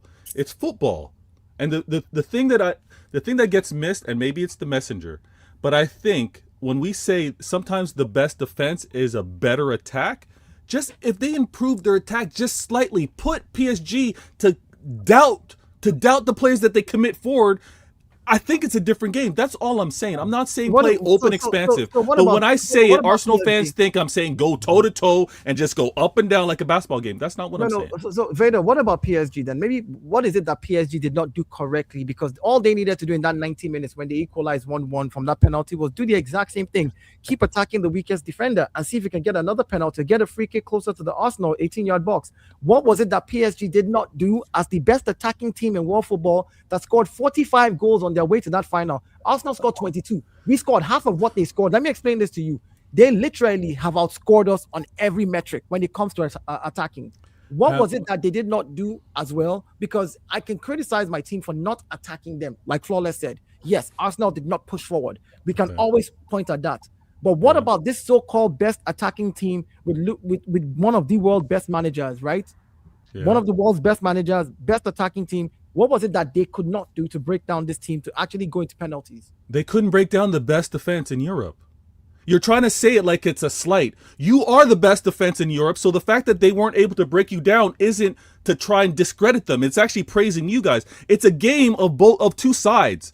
You guys didn't create enough when I think you just need to open up a little more, and they weren't able to score against the best defense. It happens, and you take it. You take it for what it is. But also, if you're gonna play this way and go to pens, please, if you're gonna go to pens, those can't be your five taking your pens.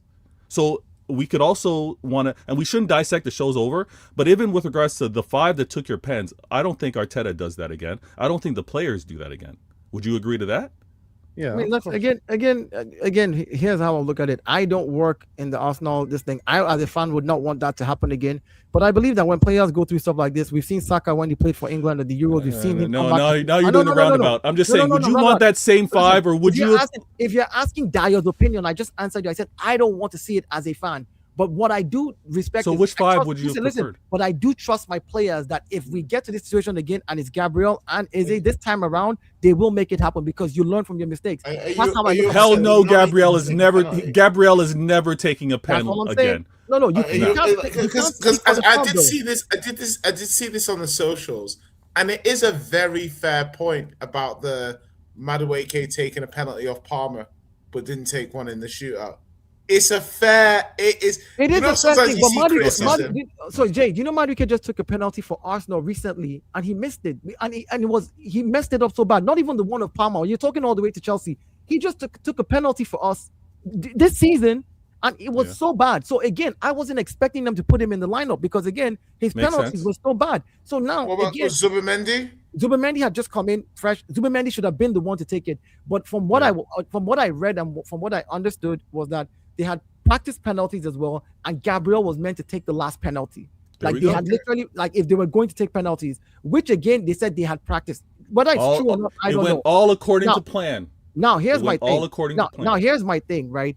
The reason I said players can use it as fire to like if we get to this opportunity again and Gabriel gets to play another penalty that I think he will not miss this type of opportunity to get it right is even after he missed the penalty, as disappointed as Arsenal fans were, his jersey sales went up by mad percentages. Sympathy. But that's what you call encouraging your player to tell him you can do well. It's happened with you back your player during their darkest time. It's happened with Bukayo Saka. It's happened with many players who, if the fans get behind you, you don't want to disappoint them. He let his club down. The most historic moment ever. He let them down. The fan base should try to get his spirits up 100%. I would agree with that. Saka asked for PSG and shit himself in front of Nuno. Did he actually ask for PSG?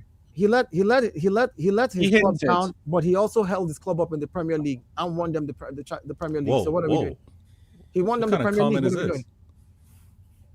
Don't like Vater, but I agree regarding the balance. I agree with you. I don't like him either. The next evolution of this squad is to have game. This is my second last show, viewers. This is my second last show. Relax. No.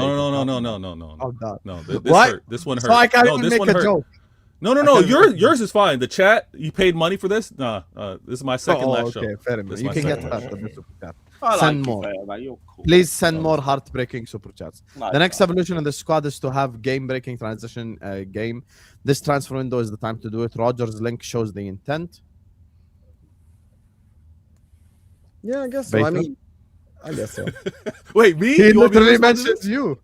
No, listen. He agrees with my point when I talk ball. And this is the thing. Don't listen to Hussam. A lie told 1,000 or 1,000,000 times becomes the truth. I'm not a gaslighter. I can talk ball. I don't have to do agendas. I don't have to do narratives. Thank you so much for agreeing with my point. Arsenal, okay, let's be democratic, Vater. Flawless, is Vater a gaslighter? Yes, of course he is. Lewis, is Vater a gaslighter? You're the main gaslighter, you fraud. No, but I didn't say. I didn't ask about me. You can say I'm a gaslighter, but that's not the question. Is Vater a gaslighter? These blue brothers, you're the gaslighter.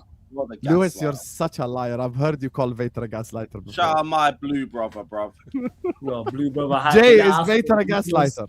Hey, Lewis, they let Arsenal win the league. I don't see Vater as a gaslighter, personally.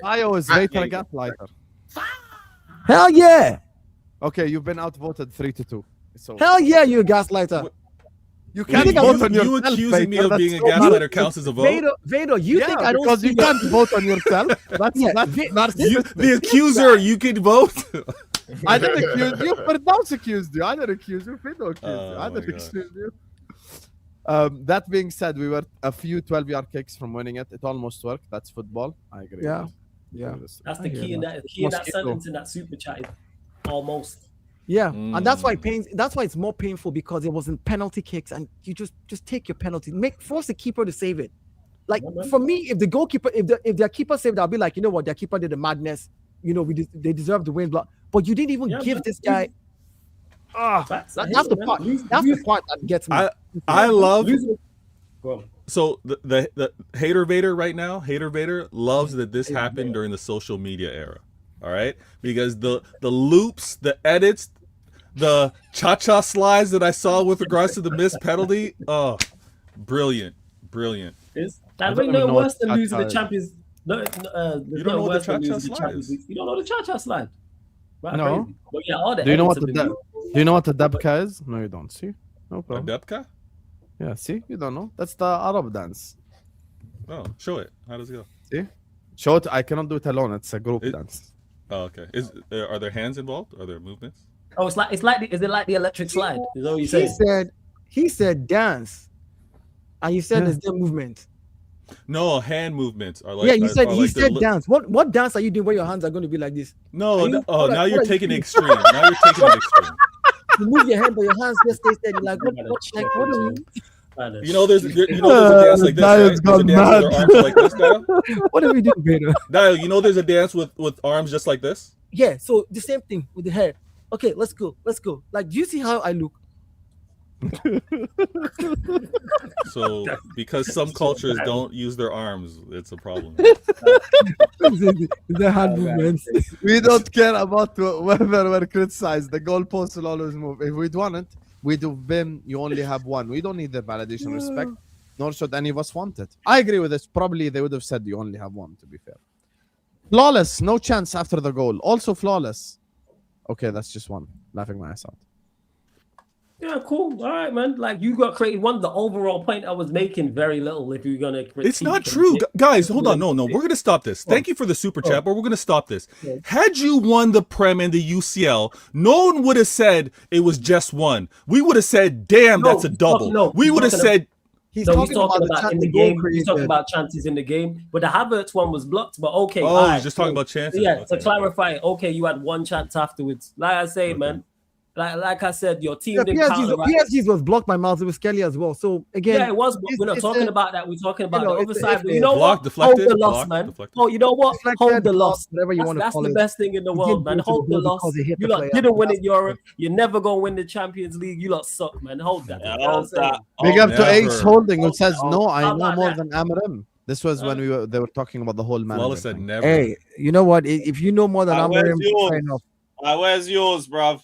Flawless, your point doesn't make sense because PSG used their strengths, which is to attack. We used our strength, which is to defend. Nobody said you shouldn't use your strength to defend. I'll say it again. I'll say it slowly. I'll say it quietly. Defend well and actually attempt to counter it. That's what I'm saying. Hear the key word in that sentence. Attempt to counterattack, which you did none of. Hence why you lot lost. Because it's fine margins. I say it all the time. The footballing universe don't like ugly. And what Arteta did there was god awful ugly. What are we doing out here? We didn't Flawless Arsenal were not there to entertain. We didn't lose because we didn't attempt. Flawless Arsenal were not there to entertain. Penalties. That's why we lost that game. It's not because of that. All of the attempt to attack, we did not do it. I agree with you. We should have tried that. We didn't try that. We leaned on our strength into penalties. The reason we lost is the bad penalties.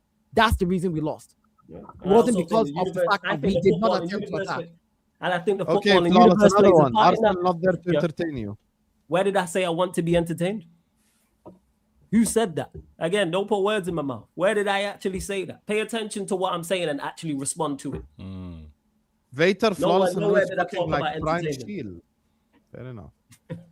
At 1-0, PSG were open and making mistakes. Yeah, that bummed. There was no one joined them. Making mistakes in defense. Is what Thomas Rushdie say. Hold that, bro. Arsenal fans argue, love their own voice. Fairs. Big up to AZ who says football banter is dead. Y'all just want to shit on teams, not discuss the game. Arteta's plan was obviously to counter. We were just awful at it, like all year. How many counters died after 1 to 2 passes? I don't think you attempt. See, this is where we disagree. I don't think the plan was we did attempt. We had. I strongly disagree with that. I think Arsenal had zero intention to counterattack. Get him, Flawless. Arsenal had no intention of counterattacking. Zero. What we doing? Zero. All the stats. In one word, you see, Arsenal had no. See, this is where I'm going to come. This is where I'm going to come at you, Flawless. In one word, you say Arsenal did not make any attempt. In another word, Martinelli was so crap he would not pass the ball. Oh, Saka refused to pass the ball on the counter, which he should have put in line with Kai Havertz. Hold. Hey. Because you want to narrow what a counter is. In a game like hold on. You want to narrow what the definition of a counter is in a game like this, where PSG is a very attacking team and a very defending team. For me, any transitional play that we can play over the line into their half of the pitch, for me, is us because they're pressing us more. They have more of the ball. Every time we're able to go out there and do something was an attempt, but it failed. And it failed woefully. You guys punk out every time you come up to a matching offensive team. Every time. I am saying that we were. Where's the bravery? You guys punk out every time you come up to a club that's matching or slightly better than you. I'm talking to Flawless. You can pause and mute your mic for now, right? When I'm done with I'm walking off. I'm tired of this nonsense. Flawless, I agree with you when you say that it looked like we did not, and I think it just looked that way. We tried it, it did not work. We were bad at it. We were very bad at it. Every move was blocked out. We lost every second ball. even when Gyökeres came on and got the first ball, just to be able to lay it off and allow us to do something with the ball, we lost every second ball. So we were attempting with the long balls, but not able to finish it. So yes, it was a poor attempt at trying to do a counter. But to say we did not try at all, that we just sat back and did not give any attempt, is where I'm kicking back at. And you can kick back with that, because to me, like I said, counter-attacking, you have to have bodies running forward. I didn't see that. Where was the numbers going forward? Where was Saka or Havertz or Gyökeres or Eze or Trossard or Martinelli going forward? Yes, we know your lack of quality. Like I said, the stats and everything show, but again, I don't know what it is like with in regards to Arsenal fans that can't accept that their manager shit the bed. That's what happened, man. This falls on Arteta. That's the main thing. And you lot want to defend him so devoutly, and I kind of get that because he won you lot the league. But all right, cool, man. Cool. I think we tried. Just weren't good enough when we got the ball back. I don't think the plan was just clear over and over. That was lack of quality, which is hopefully addressed in this window. And that's all I'm saying. But when you say you didn't try, when you say you didn't try, this is my point though. You're saying categorically 0% Arsenal did not try to attack throughout 90 minutes, 120 minutes, categorically. Of course, that is impossible because we eventually somehow we did score one open play goal. They were not even able to score open play goal. So my point against it was a lucky ricochet and then a great finish by Havertz. Listen, lucky or you scored your goal. It was a lucky ricochet. It was a lucky ricochet, and you scored a great goal. It was all season. Here's the problem, Flawless. You have shot on this manager all season. You said he's not capable of winning the Premier League. You said that over and over again. You said you did not think he was going to be able to do it. Now he has done it. You said, cool, kudos, congratulations. Let's talk football. Let's analyze football. You cannot say 0% categorically that a team did not choose to attack. You didn't choose to counter-attack. No. You didn't choose to count. And the thing is, you said, let's narrow down counter-attacking. Counter-attacking has a clear definition. And on top of that, you said PSG attacked over and over again, which gives you ample opportunity to then counter-attack. What are we talking about? Show me the fleeting attacks of you lot flying forward. And when I say flying forward, not the whole team, not the centre-backs, not the full-backs, not the DMs. Show me that. I did not see that in the game. Where was it? I don't even know what the split was in regards to the middle third and the two attacking thirds for you lot in terms of percentage. How much possession did you lot have? Like, what we saying? And now we saying all these attackers are rubbish. All right, man. The quality, they're all terrible. Gyökeres is terrible. Havertz is terrible. Listen, I love when they talk about possession, right? The possession split was in the middle of the field. That's where they had majority of possession, which was 40%. That's exactly. Hold on. What's on the either side? Yeah, 25 and 35. A 10% split.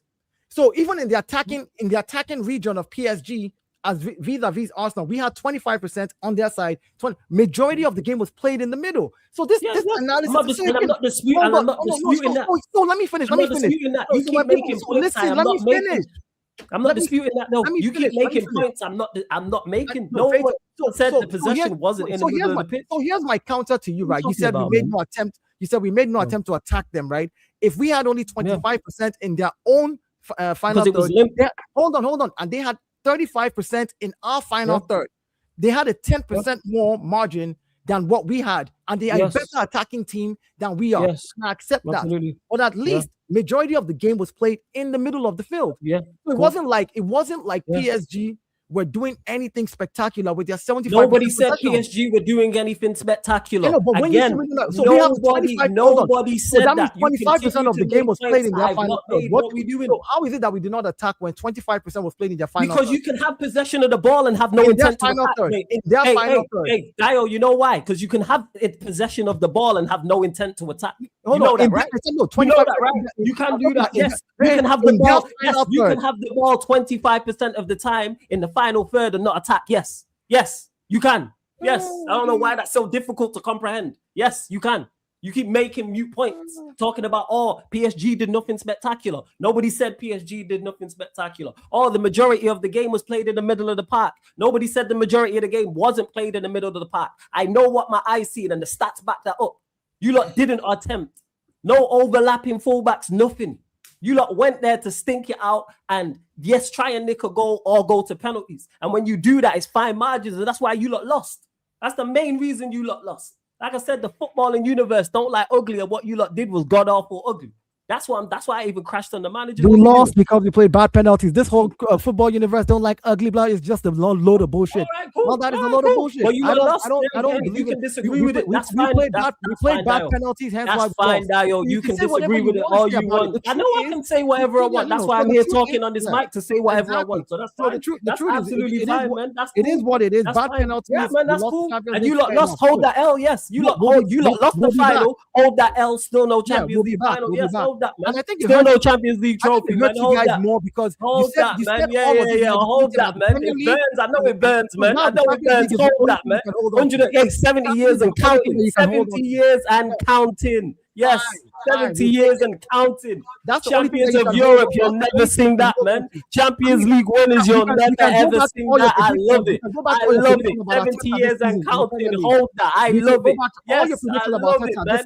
Enjoy your Premier League, and you still lost in the Champions League. I love it. Yes, all these excuses for a loss, man. You lot lost. Hold the L, man. You lot lost. Hold the L. You lot lost. Hold the L, man. Stop making excuses. I remember you're the guy now with 30 what years we're doing out here, man. Hold the L. Like I said, champions of Europe, you'll never sing that. Champions League era, man. Still no trophy. We are. Still no trophy, and it's going to continue to, man. Never ever, man. Biggest club in Europe without one, man. I love it, man. I absolutely love it. It was so sweet. It was so sweet seeing that happen to you, like, and it was Gabriel over the bar. I love it, man. I love it. I love it. Hey, I love champions of England. I love it. Yes, man. Yes, man. You know, Okay. props. Yes. Iraola then. What we doing out here? Go on. Okay. I hear it. Okay, let me do the all these excuses for a loss. Nobody made an excuse. All I these understand what my team did wrong. man. But the fact is, I'm telling you, you can't say 0% not necessarily you, Dio. That's what you can say. You Hey, can't say Dio, that. not so much you actually. I know. My point is, if you're saying Not so 0% much of you. intent to attack, that is the not attempt was something that exists. pitiful. Right, pitiful then. Since you want to nitpick, it was a pitiful attempt. Is that better? It was shocking. It was abysmal. Pitiful. They want that post-prison Clark. I don't know what that means. Right. I do Saka respect that ain't you haven't brought up the ref once. I will say that. I do respect that. Saka ain't no bail move that brother back to left back. Damn. It's the United fan. Saka is the champion. Dio, don't get gaslit. Tactic worked, personnel needed upgrade. I mean, that's exactly what it is. I agree. They just weren't good enough going forward. That's it. And I own it. And then for the penalties too, you weren't good enough. That's all it was. We weren't good enough for penalties. We weren't good enough going forward. But we went there with a game plan that worked for 70 minutes. Just that mistake by Mosquera, I'm telling you, would have stunk out 20 minutes and it would have been 1-0 Arsenal Champions League. Literally, PSG were not going to score from an open play goal. And they're the best attacking team in the world. Anyway. Rogers, Krupi, Lautaro, Alvarez coming for number 15. Oh, I like Rogers going to Barcelona. I don't Here's want the thing. Here's the thing. Atletico might sell him to someone outside Barcelona just out of spite. Yeah, that's if Alvarez wants to go back to England. Like, he's already done everything here, isn't it? I think Lautaro is a massive upgrade on what you have. So is Rogers. Krupi, I'm iffy on. Man's gazing lovingly at AI. Slop. Oh, my AI video. That's what you should use AI for. The fact that I couldn't make it down there to celebrate the trophy. I made my own AI video, and yeah, you're calling this up. But thanks for the $4.99. Sam will be able to pay my salary this month, so that's good. Thank you. Pay more. Send more. Noni fighting Palmer and Jackson for pen, but hides. No, the reason Noni didn't get selected again. Noni recently played the penalty for Arsenal, and it was very, very poor. It's not about the whole. Like, I don't know why Chelsea fans are trying to missing the Emirates Cup too. Yeah, I don't know why Chelsea fans are trying to make it about Chelsea, Noni fighting Palmer. No, but for Arsenal that he's played for this season, he's missed penalties. So again, that's one of the reasons why he didn't get called up to take that penalty. I've heard more Arsenal fans criticizing Noni for it. Yeah, I've heard more Arsenal fans trying to criticize, and I don't get it because, like, bro, Noni taking number 5 in a UCL final shootout sounds bad enough anyway. Like I said again, I mean, he's had some bad penalties this season. I would not pick him to take a penalty, and I'll say this from maybe like a fan's perspective as regards to Gabriel.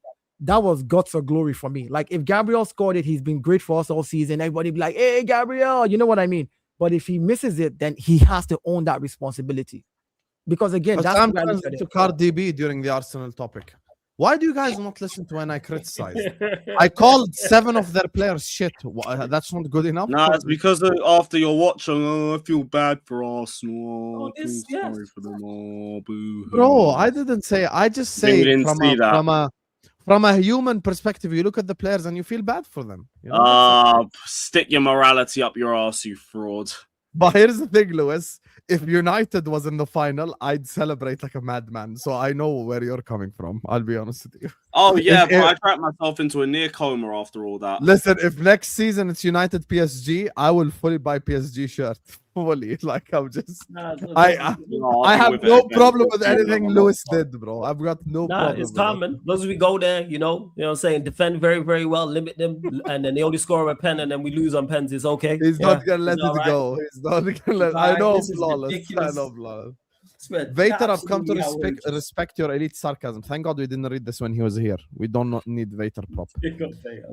Ethiopians only dance with their shoulders. Is that true? I'd say belly, back as well. Yeah. Yeah.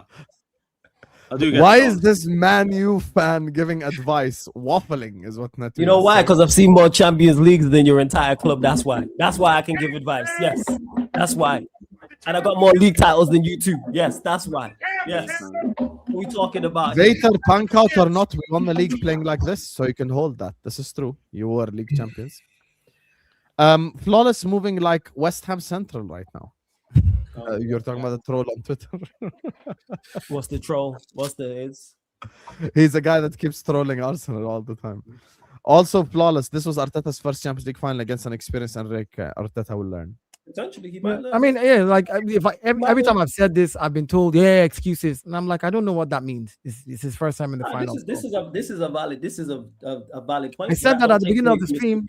I said at the beginning. What did Vader say to me? He said no. Like literally, like I'm making excuses. So it's a valid point, yes, but it's nothing to do with my critique of what's gone on. I'm critique because if he had won, it wouldn't be this. But now because he lost, all of a sudden, it's his first final. Now it don't work like that.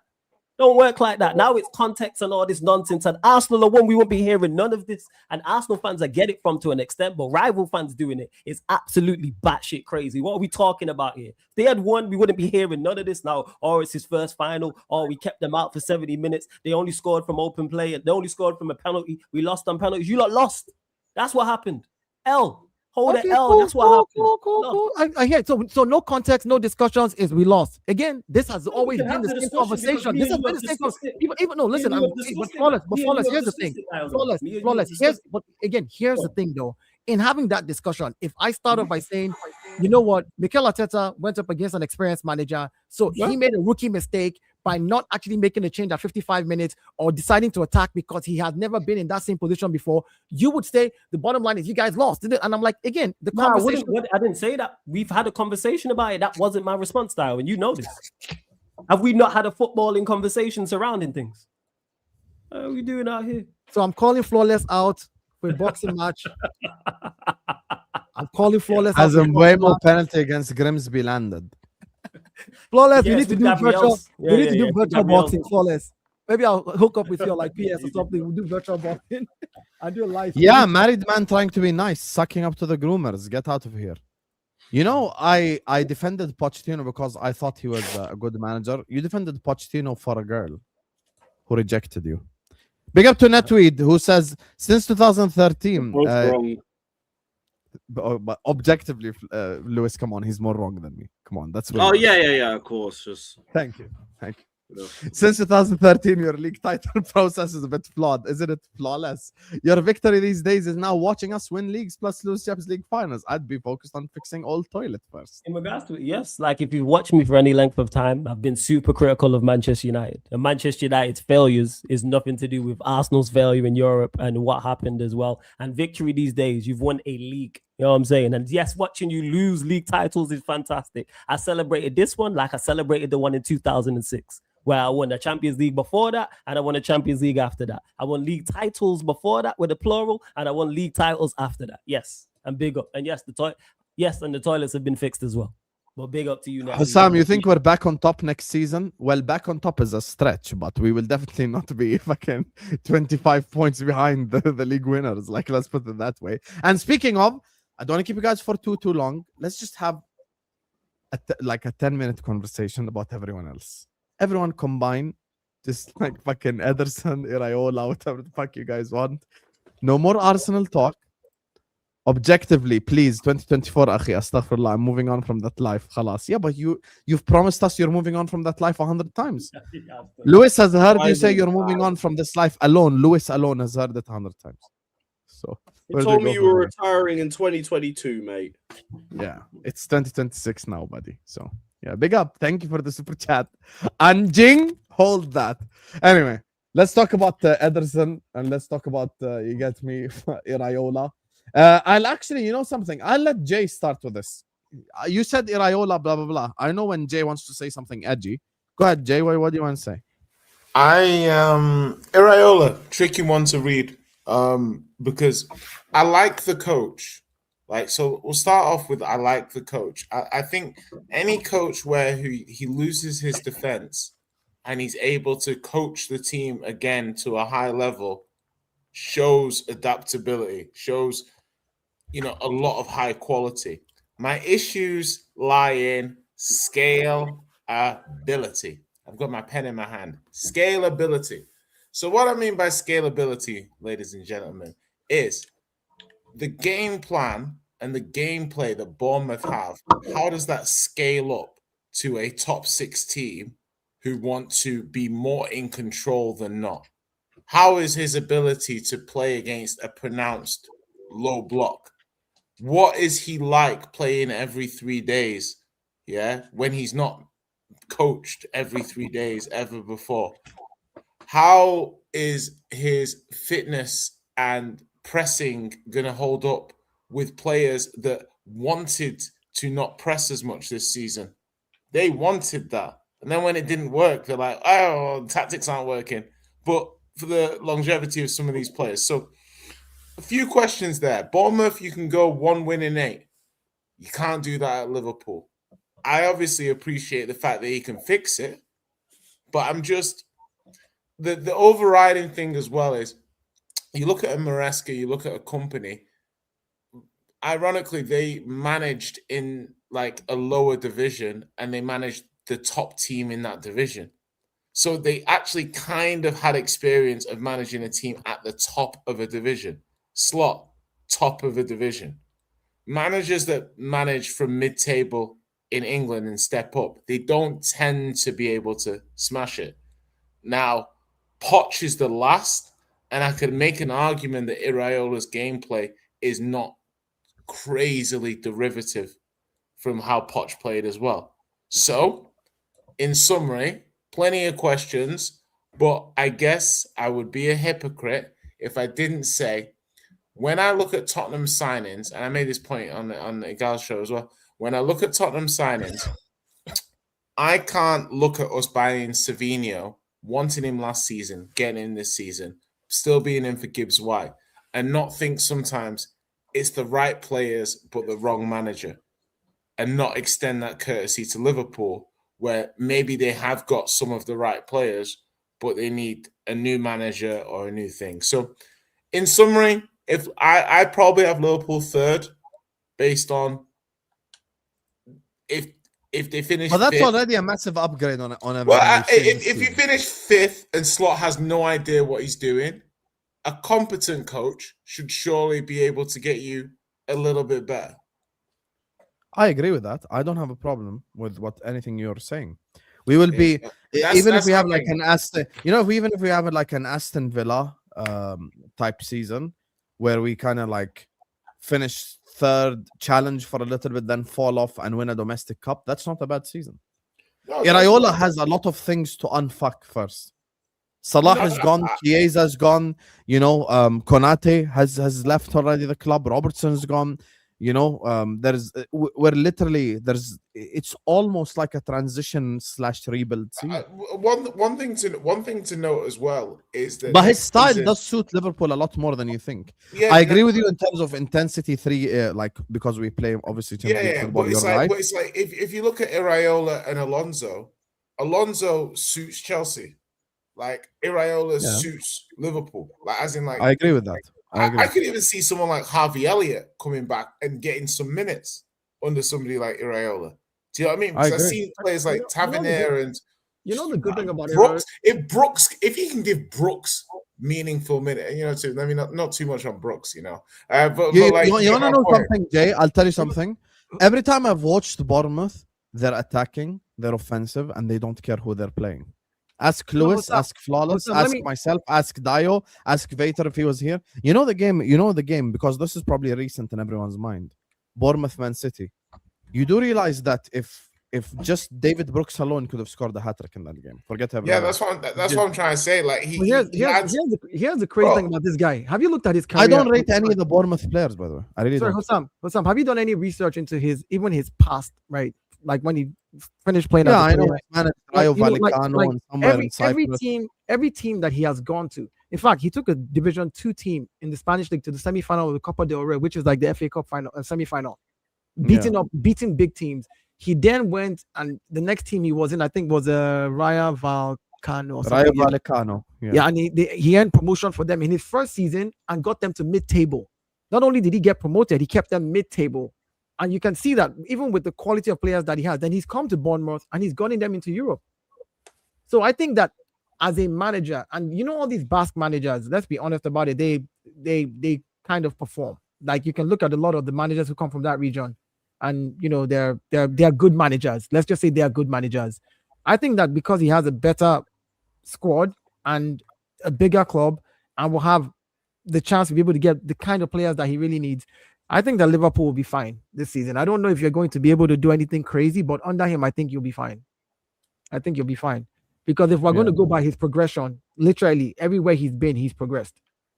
If we go just by that yardstick, and the fact that he played the high pressing thing with Rayo Vallecano, like he played proper high pressing football, and that's what Liverpool likes to play. So I think he might just be a good fit tactically and progression wise. He seems like the guy who's on track to do it. So we'll see. What do you think about his personality? Do you think he's got enough personality?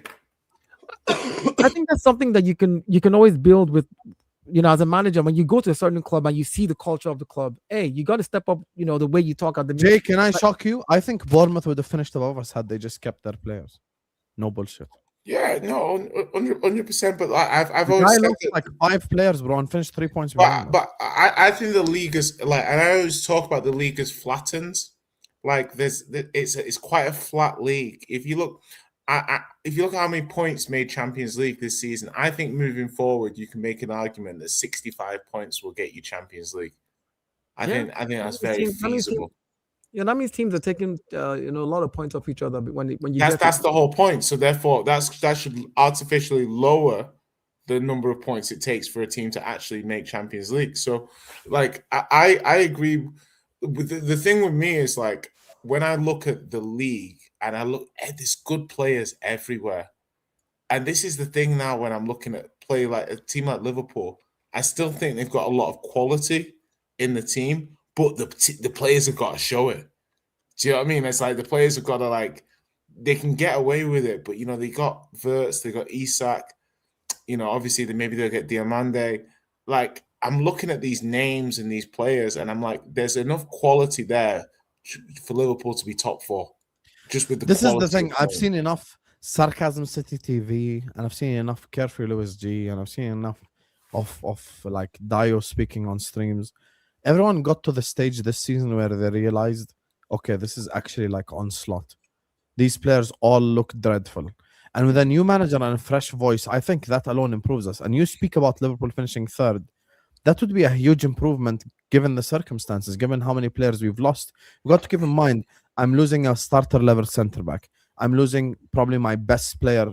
You could even argue in Premier League history, and Salah is leaving the club. Yeah. Chiesa's gone. Ekitike, by the way, is injured and out till February. So he ain't even going to be back until like 2 months left of the season. So that's the... Sorry, Hussam, was one thing. Listen, this Ace Holding doesn't understand. He's talking to me like I'm a flat league earther. Like, I know you haven't met many people like it, but it's what I believe. I'm a flat league earther. Like, whether you like it or not. Did you say again? I'm a flat league earther. What does that like? What does that mean? I believe the league is flat.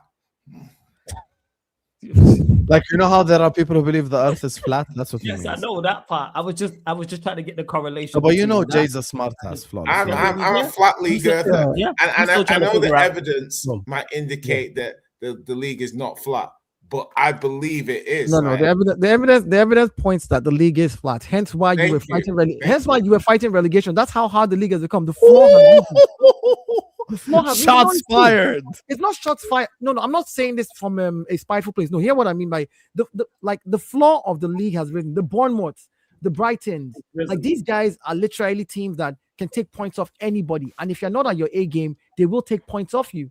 Even Wolves, for as bad as they were this season, took points off some of the big teams at the top of the table. So my point is the bottom part of the table has crushed all the way to the top, which is why we've had this season in the history of the Premier League the most 1-0 wins and the most 0-0 draws in the last 5 seasons.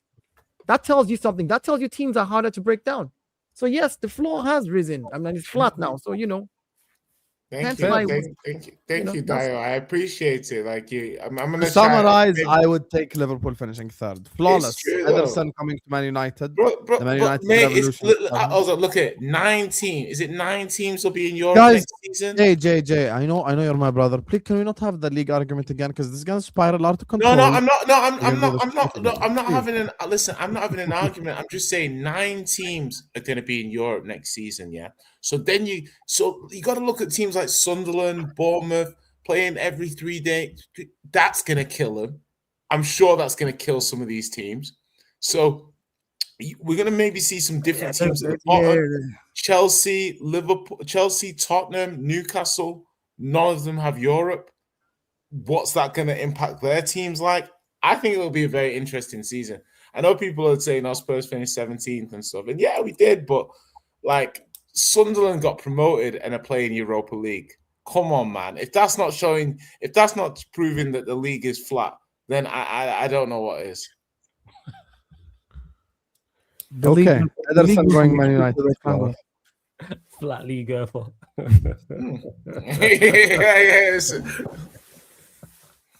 Yes, flawless. Ederson. Sorry, like man. It grows on you definitely. I thought I'd heard it all. That's what it was. Yeah, Ederson. From what I've seen, I've not watched him like that. From what I've been told, I think as I saw a stat as well, flawless, that 8 teams in the Premier League will have new managers. Yeah, it's something crazy. 8 teams in the league will have new managers. Carrick's the longest standing manager in the Big Six, second longest behind Arteta. So yeah, that tells you all you need to know. But yeah, in regards to Ederson, like I've said before, don't know a lot about him from what I've been told and like his profile and the price point. Good signing. We need multiple midfielders. I think he'll be one of 3. Get a deal done early. I think it's like £38 million, which is nothing in today's game because we know the big prices that players go for. So yeah, that's pretty much it. Like really too much to say because I've not watched him like that. Like I said, I've heard good things and it's much needed. Mobile, technically sound, etc. Good price, right age. Keep it moving. To be honest, like I said, I haven't got nothing in depth to say like that about him. Apart from it just has to be him. They're expensive. No, hold on. 38 million, nothing. 1 year left. 38 million is expensive. You don't mind. I'm not mind about that. No, it's 38 million. Now, if he was 50 million, I'd hear 38. I'm like, all right, cool. Come in and pay. Come in and be 38 million. Go on. No, Ederson. I think Ederson. I've seen him play a few games, especially when they. I think when it was when they played in Europa League, when they beat Xabi Alonso, and Champions, and I think if he's still at that level, like or even slightly better than how he was, I think he's a good squad player. And for the price, yeah, you guys are right. But my only concern, Dio, with that thought is this is his first season that he wasn't playing under Gasperini, right? I believe so, yeah. Yeah, and he didn't have a great season, right? It wasn't terrible or anything, but I think he didn't have a great season. Any worries that he's a system player? Well, if he's a system player, that's good because Carrick has a system that he's been working with, and it seems to be working for him. He's just plugging the player in. And again, if he's a mobile player, if he's more athletic and he can run, and like there's some managers that, honestly speaking, their system, all they need is certain players that, like a Conor Gallagher, just be the runner. Just be the guy troubling that. Just keep running at these guys, and the other guys will do their job.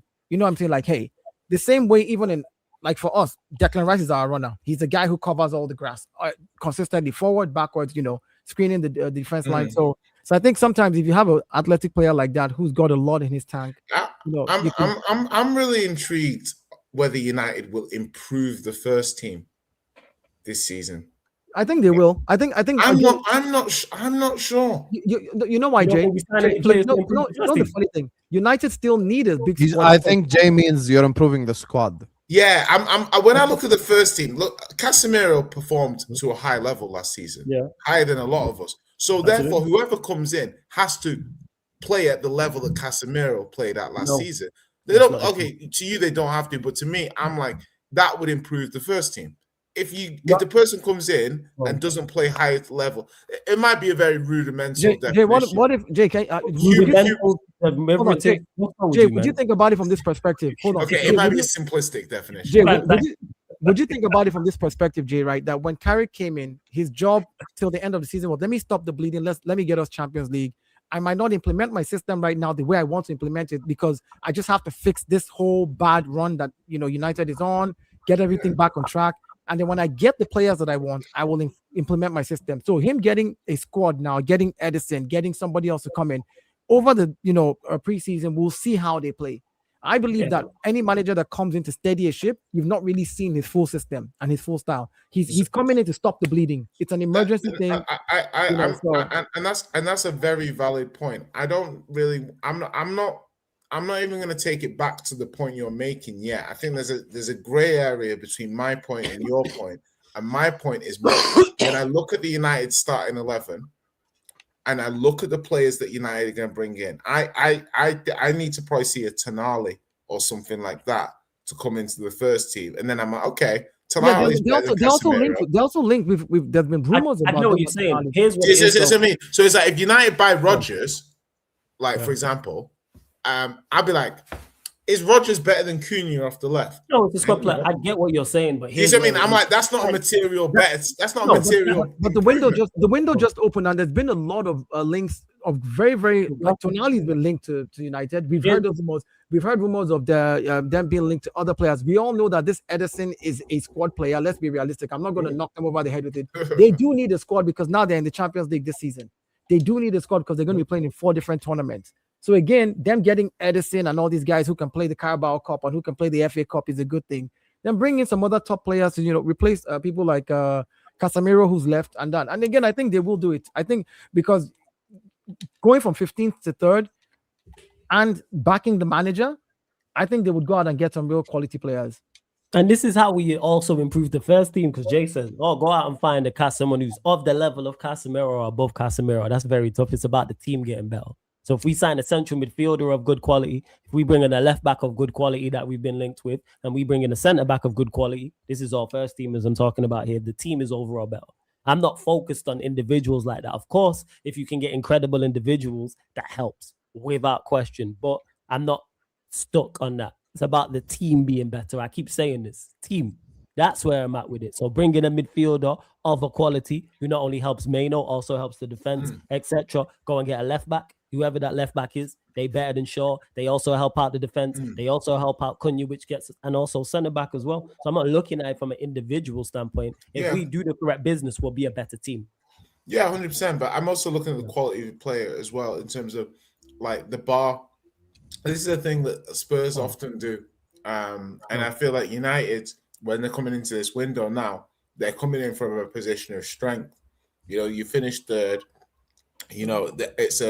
There's a buzz around the team and stuff like that. This is when you need to, Ederson. Okay, let's see who else you buy. Where's the Chouameni? Because if you do take a step back or something, these players that might be, to be fair, it's United. These players are sometimes always available to you, but it's like still you want to strike while the iron's hot. And I'm just looking at this in terms of you can build the squad out, and you do need to improve the squad. But I'm not seeing centre backs who are going to go into the first team. If Shaw is still durable, you missed the point. In as much as you might say, "Hey, buy Lewis Hall." If you buy Lewis Hall, do we trust Carrick to bench Shaw match 1 of the season? Yes. I don't think so. I think. See, look at Sesko. and he'll Well, fail. Sesko, he might ease him in. Nah, it's a whole different thing. Again, but this is why I said to you, Jay, earlier. Jay, this is why I said to you, Jay, this is why I said to you earlier. Carrick coming in halfway through the season, he will have to find a way to just keep United above, get him into Champions League without by hook, crook, or crane. If you have to bench a player, bench a player. If you have to do this, do this. Do what you need to get over the line so that now that you have gotten the job full time, you can actually sit down and say, these are the players I want. This is the style I'm playing. And if they get you those players, the window's open. They've already done one business. Yeah. So let's wait and see what they do. And by the end of the window, we'll then be able to say, oh, they brought in quality players. And maybe the players he wants to bring in, he knows will assist Sesko more. So instead of benching Sesko, that becomes his starting 9. Because he's brought in certain key players that can actually, he just got the number 9 shirt as well. But he's an option to have, and it's not his signing. There's no way we're signing. I'm really interested in who the left winger is that United target, because I want to understand what angle they go with. Because if they go with like a Guts or something like that, it's clear that the minutes you're gonna have Cunha rotating in the 10, Cunha rotating off the left. Yeah, but if they go like for a lights out left winger or a high level, 70 million plus player, again, it's interesting to see how it plays out. I think United did well last summer, buying just what they needed, just buying 3 quality players that go into the team. Now I'm like, are United going to do that again? Because that would be the optimum thing for me.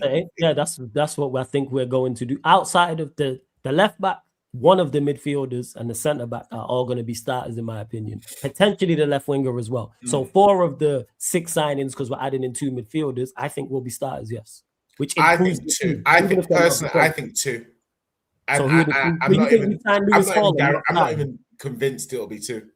I've never even asked Flawless this question yet. What are your expectations for next season, Flawless? It's very recruitment dependent, adding into the conversation we're on. But in regards to it, I'm looking for us to improve across the board, 110%, better team performances, better individual performances, looking for Carrick to manage better, be closer to the top of the table. More so if you signed like everyone and you have a very good window, what do you expect? So this is it. Everything I just said there, closer to the top of the table. Domestic cups, target them. Looking at one of them, if not both, always, because we've won it with worse teams and worse managers, 110%. Champions League knockout stages. And go and compete in there. Whoever we get knocked out by, go and compete. And it better be one of like Europe. So you're saying like if you lose to PSG 5-3 on aggregate. Like... Yeah, if we lose to PSG and we're competitive throughout, I can take that rather than going out to Club Brugge. Okay. Or Bodo Glimt. Or Bodo Glimt. If we go out to Bodo Glimt, you're going to see a different me on here. We can't say the same. Yeah, that's what Vader did. If we went out to Bodo Glimt, I'm going to be like, no. Or if we get knocked out by PSG, again, competitively. So are you expecting a title race next season, basically? No, I'm not. I think we're a season away from that. And that's having a good summer this summer and a good summer next summer. And then I'll know more about Carrick, because Carrick is as much as we're talking about players, Carrick is the complete unknown. Because we have no data on him. Flawless is an objective person. Are you expecting to win a trophy next You see how giddy United fans are getting online? It's getting mental. Oh yeah, of course. And you know what, United fans, we've been in hell for so long. And so you should, Flawless, because I respect you. However, it must be noted that you have gone the longest of the traditional top 6 without a trophy at this moment in time. Is it? Oh yeah, if you count Lewis's Bummy Club World Cup. Yeah. They won. World champions. Hold on. So hold on. So Jay, are you telling me that next season, Mikel Arteta will be the only manager with the Premier League in the? Yeah, he's actually the only one right now. Everybody else is out. All right, that's all right. Yeah, no one else, bro. Maresca never won it, so that's City out. Iraola never won it, that's Liverpool out. Carrick never won it, United out. I'm going to use Arsenal logic quickly and just say, respect my invincible gaffer. Love, big up. But yeah, like to that. Yeah, don't you feel disgusted? Hold on. Don't you feel disgusting saying my gaffer about Xabi Alonso? Are you not disgusted? Look at you singing a Liverpool former player's name. You disgusting fraud. All I have to say is to manage Chelsea. All I have to say is he'll be gone by December. No, actually he won't be. I actually think he's a good manager.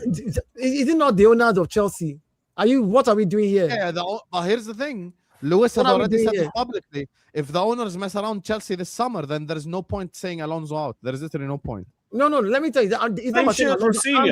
Listen, I'm saying Alonso will choose to leave. Is it not this Chelsea ownership? They've not showed me anything that makes any sense. Oh, forget to leave by the summer. If they mess him up in by December, if they mess him up in the summer and give him like 5 kids, he'll probably say something in his first press conference. Forget waiting till December, and then it'll be off 2 days after that. Exactly. And then it's ultimately, you said something on, I think it was on Straight Facts weeks ago about Chelsea that I agree with. It's up to them to just start proving everyone wrong. I'm bored too. I'm not saying shit until I get a good transfer window. And until then, big up Jabby though. I won't lose every week from now. No. You know what's so weird about Chelsea, you know? And I'm going to say this, very weird. Last summer, they were the first guys linked to Ekitike. They were the first ones. And they've shown the capability when they've signed like young players to sign well as well. Joao Pedro. Who said Joao Pedro is a shit signing? Joao Pedro is a very good signing. Yeah, Joao Pedro's so why don't you just sign? Maresca came out after the Semenyo saga and said this is the worst 48 hours of the club. Could have gotten Semenyo. He's not just an upgrade on the wingers you have. He's better than all of them put together. He was available in the summer while they were noshing off Garnacho's agents. Yeah, there you go. Could have just done that. Yeah, it's their own incompetence. We're still a window or two away, but we've been a window or two away for 2 years. Oh no, like 7 windows away, 7 number of perfection. You have to do like 7 different summers for you guys to get anything. With this your ownership? No, we're a window or two away. So. I'm telling you, like 7 windows. You've been saying this. Let me just do these 3 guys because we're doing Oppenheimer 10th position. You just end the stream. You can't go 11 out of 18. Checked out in March. That's why. Yeah. You can't go 11 out of 18 draws to the big club. Here's the thing, Ace Holding. I know you have the name MUFC next to your name, so you have to be shameless. But let's be objective. If you watched Bournemouth, you know that his forwards are missing sitters every game. Can we stop this? Please. Just go watch City Bournemouth highlights from a week ago and you'll see. Flawless history club. Flawed geography. Football isn't in Europe only, you know. Flawed more. Be careful what you ... Mikel Maestro is what that is. Yeah, it's not history. I'm responding back to your last super chat. You know what I'm saying? That's all that happened, and you didn't like my response. I get it, man. I understand. My team never win a Champions League. That would keep me up at night too. I get it, man. I hear it. But big up, man. Big up that weed. Such an asshole response. It's not. I'm just merely responding. That's all. You want to talk about United, so I'm like, all right, cool. He said, what was his comment? Something about what was it? Oh yeah, the only joy that we get is seeing Arsenal win Champions Leagues win Premier League titles and lose Champions League finals. So I was just letting him know. I've seen these things happen before. That's all. Fairs. Big up to my guy Ace Holding says, I agree completely. Flawless. This was when we were talking about the Man United thing. You get me? And speaking of agreeing with frauds, first of all, big up to all of you guys. All the links are in the description. The Gunner Edge, you get me. Jay hasn't made the channel yet. Carefree Lewis G, you will find me in his comments every now and then as well. Vader Games TV. I love Lewis so much, bro. Yesterday, I actually watched a lot of his stream. He kept pausing the AFTV reaction, going like, what? This Lewis, one day I know fucking Julian. Talking about the weather and everything. If the game kicked off at 8, they'd be cooler. Oh God, bro, it's crazy. Allow the man and his opinions. That's the man's opinion, man. Bro, the man said losing on penalties doesn't count. Wearing an 04-05 Arsenal shirt, and the only trophy they won was on penalties against United. That's very unfortunate. Anyway, speaking of opinions and Man United, we're gonna take you guys over to Sarkan City TV. He's gonna go live right now. Go over to Flawless and show him the same love that you showed me. You get me? Netweed, feel free to send him £5 super chats, irritating him there as well. He accepts all sorts of payment. You get me? Very rich man. You get me? Rapper, booty clapper. You get me? Milkman. You know, everyone knows definitely this. The latter two, yes. The second and the third, absolutely, yes. 100%. You are fine. So everything I said, yes. Can you stop being fraudulent? The latter two, I said. You're a world star, bro. Today when I was out, they asked me, they stopped me. They're like, "You're the guy that works with Flawless." Like, yes. Man. End the stream, man. End the stream. I'm the guy that works with Flawless. See you guys on Sarcasm TV, man. Peace out. Big up, guys. Proper idiot. Proper idiot.